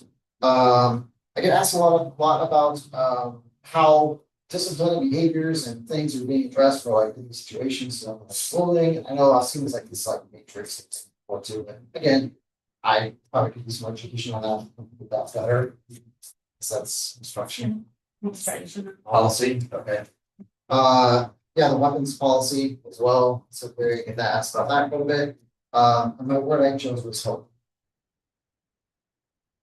Awesome one. Right, so use these ideas that you put together to start doing some planning, and then we'll bring that back to you. We're gonna wrap up today with Harmony and what's more things for? Oh, Marlene. Fire. My word is. Red eye. I heard, Stacy Law, home school life. Exciting thing. Exhausting. What's yours? Eager, Yeah. Oh. She's also eager to do. I'm eager, and I'm appreciative of it. I wanted to say that I'm really glad we did this. This is actually my first board workshop and I've been on the board for years. Matt, you're the only ones that really had a true introduction to a board workshop when you got on the board. And then the three of us have kind of just been hanging out in the wind and hanging on for dear life for 3 years or so. But I'm really, like I said, my word, hopeful. I'm really hopeful. I think this was really good group family therapy in here to say the things that we need to say. I'm really, really grateful for Mike and helping us kind of navigate these waters and your calmness, I think, your expertise is valuable and it's appreciated. Being in a room where, you know, some uncomfortable things have come up, but I love that we're around about them like adults and we're gonna crush it next year. Like we have everything out of our way. We have no issues. We are in best spot. We're in the best spot we can be, like comparatively speaking, to those districts around us. I mean, we are not in that boat. And we have been in a dinghy of that size, but we're not in like an $18 million boat. We were in the 2 million dinghy. I'm really, that's what I mean. I'm hopeful. I'm really, really excited to continue working with you, Erin. I hope that first year was like, got it done and we can really get to the good stuff. You're hazy. Yeah, it was the learning curve you didn't want. But yeah, I'm really excited. This group of 5, I really am excited. I think we're gonna be able to get some work done finally and get the noise out. We can work beyond the noise. Really hear each other. And I just want to build on that and say thank you. First, I actually want to say thank you to Danny. She does not like me thanking her, but to be the board liaison and the board secretary and support. I know that whenever you reach out or need anything, she is awesome and helps with run and manage all of our systems, but also just as a great thought too. And so we are excited. Danny and I both are excited to enter into year 2 with you and to our team. And I also want to thank Marlene for not just being here today, but just for her calm, steady leadership and support of our teams. There's a lot of awesome work that we're excited to be doing together. And I echo, thank you, Mike, for your leadership. You have the opportunity to work with multiple districts and multiple boards. And to take the time to care about us in Sherwood is I know we appreciate it. I appreciate it personally, and I just thank you for, kind of who you are, number one, and just what you bring to this work, and caring about kids and caring about adults. And for our team, I'm eager for this work. I think we are trying to do some awesome things, continue to do some awesome things for kids and adults in Sherwood. We are having a phenomenal hiring season, and we're not stopping. And to me, that's probably one of my best and most favorite things I get to do ever is talk to the people who get to work with our kids and make sure that they are as excited as I am that they get to work with them. And so anyway, thank you. I know we're going to wrap here, but I'm looking forward to the next steps and to having a phenomenal summer too. I think each of you will exhale too and have some great breaks. Thank you, everybody. All right, Thank you. adjourn. And we are